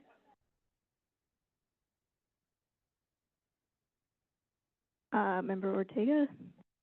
Hi, yeah, I would like to request an update and potentially, either it can be emailed directly to me or, the board or the members here, if there's interest, can see it. Today, the SF Chronicle published, or in the last 2 days, whenever it was, the SF Chronicle published an article about how the enforcement for daylighting is about to happen, with all curb parking that is closer than 20 feet away from the intersection going to be ticketed. However, there was also clarification in this that SFMTA is not going to be marking most of these intersections. And I, due to lack of ability to mark all of them with red paint. So I would love to hear some updates on that, because I think that that is kind of one of those situations where, especially for tourists and people that are not like local SF people, so like I know that this law exists, and I'm going to try really hard to not park 20 feet. I don't want to carry a measuring tape around and would appreciate red paint, but I can approximate my car is 16 feet long. Okay, I have to kind of back this far away. I'll have some idea. But for tourists and other people that don't live in California, that's very hard to know. That's an obscure thing that I don't want this to become a thing that, because we don't have the resources to have red paint on every single curb in the city, that people are suddenly getting ticketed and then complaining and putting the city in perhaps even more of a spiral where we do actually need like the tourist money and we do want people to visit the city, and some of those people do have cars. Like I just would like to make sure that that's kind of highlighted and concerned. And I also would love to hear SFMTA's sort of potential response to some maybe creative ways. Maybe it's not that you have to have the entire curb red, that you just mark like a small point and say anything past this point, right? Like a lot less paint, it might be a lot easier. I'm not a traffic engineer. I just feel like the city's response is, well, we can't afford to do it, but we're going to be enforcing tickets. And it's not that we shouldn't enforce tickets. Daylighting is important, and we do want to make sure that people can see in the intersections, but I just feel like the lack of ability to enforce this is just going to cause a lot more headaches and problems, and just, especially in the upcoming years, make San Francisco even bigger of a punching bag than it already is. So, thank you. Member Milford Rosales? So this is, I guess, a follow-up on my request from last CAC meeting. Since then, I requested an update on, I guess, the plans for trolley buses going forward in the city. And since then, I've been told that there are plans to convert the 14 to a diesel hybrid line instead of a trolley bus line. That's kind of concerning to me because the 14 goes through some very dense neighborhoods where the increased air pollution will be pretty bad. It's also one of the kind of main workhorse lines of the city, and being able to run that on renewable, reliable electric buses is huge for the ability of everyone that relies on that bus to get to and from work and school and other engagements successfully. So if we could have an item or even just email follow-ups or something. I was keeping tabs on one of the MTA meetings earlier this week and saw that there was no consideration of alternatives on converting both trolley and diesel lines to battery buses, and that was being used as part of the logic to convert the 14 to diesel because it would eventually be a battery bus. But under the new administration, who knows how much research money will go into future battery buses. So I'm just very concerned that we may be moving away from something that is reliable and works and is environmentally friendly as a city, and want to know what the reasoning and logic is behind it. Member Margarita? Thank you, Chair. And yeah, I just wanted to piggyback on Member Ortega's comment. I mean, it's going to be 14,000 less parking spaces in the city. That's pretty significant. And it's not just going to affect people who are not from California, but not necessarily everyone pays attention to the new laws that were implemented from one day to the other like that, especially if there's not a marking on the corner street. So it's going to affect low-income, no-income communities who are not aware of this law, which was already implemented. And I understand that initially there's going to be, I think, a $25, like, slap on the hand, or 25, but yeah, whatever it was, and then the second one, it's going to be higher, but I don't think there's been enough advertisement, and the word hasn't gone out to people, and I understand that it's a California state law. I totally get it, but we just need to be better in San Francisco to inform our communities of what's already a state law, which was implemented, I think, earlier this week. Yeah, thank you.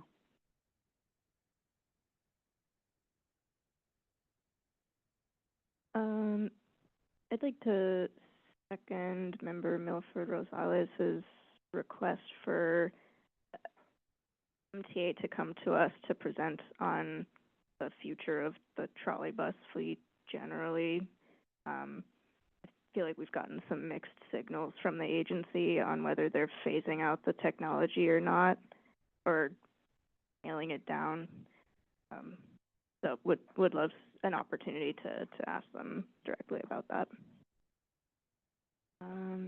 Any other new business from members? Is there any public comment on new business? Edward Mason, regarding the comments that were made, it's my understanding that Muni issued a bulletin saying that they were going to have the 49 Van Ness become a rapid bus, and that it would go on Van Ness Avenue out to City College as a rapid on Mission Street.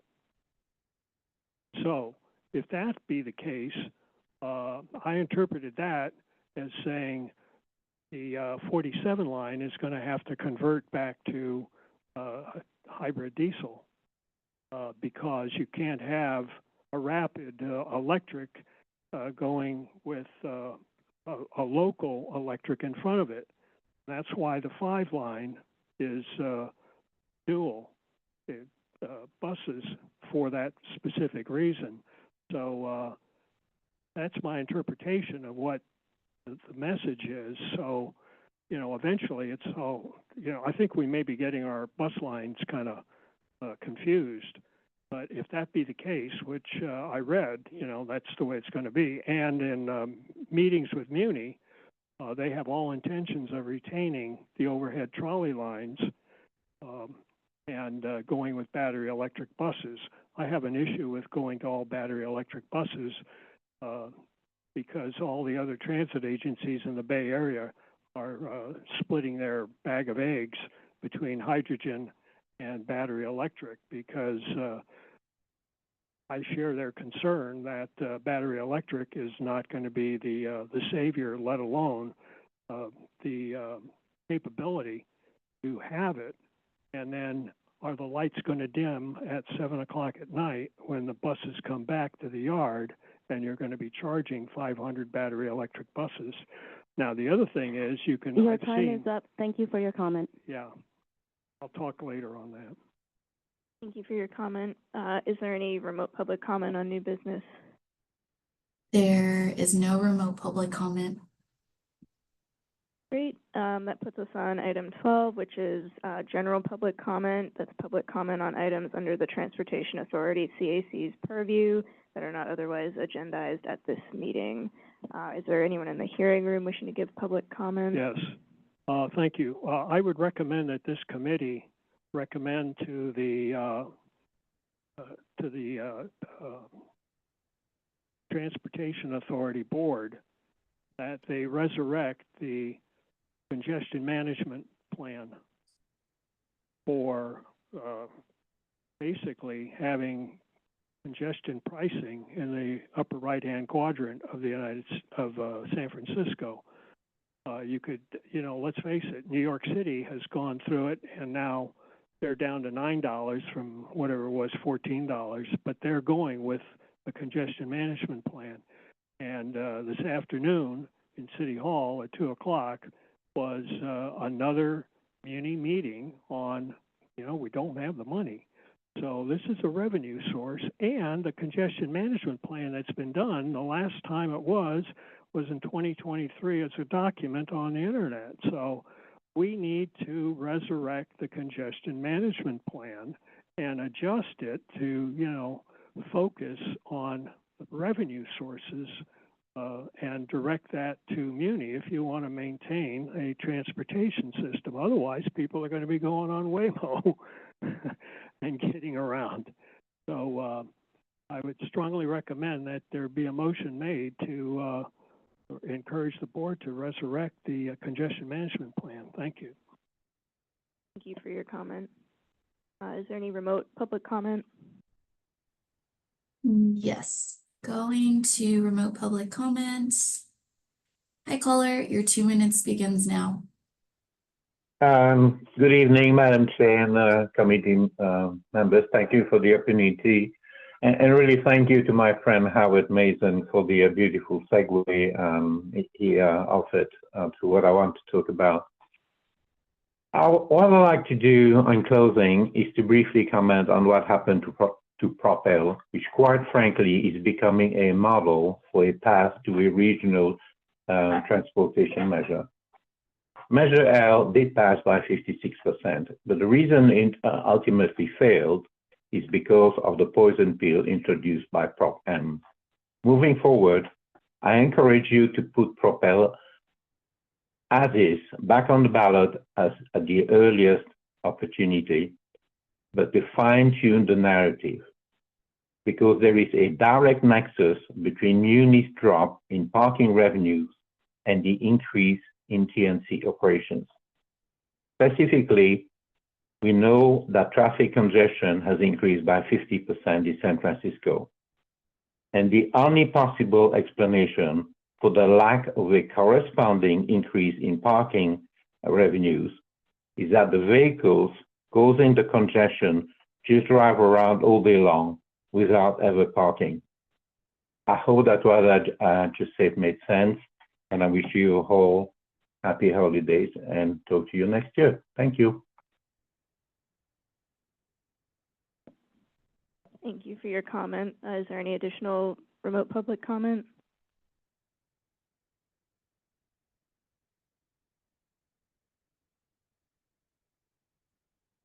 Sounds like there's none. There is none. Great, thank you so much. That puts us on item 13, which is adjournment. Thank you all. This meeting is now adjourned. Hope you all have a good end of the year and December off. Happy holidays.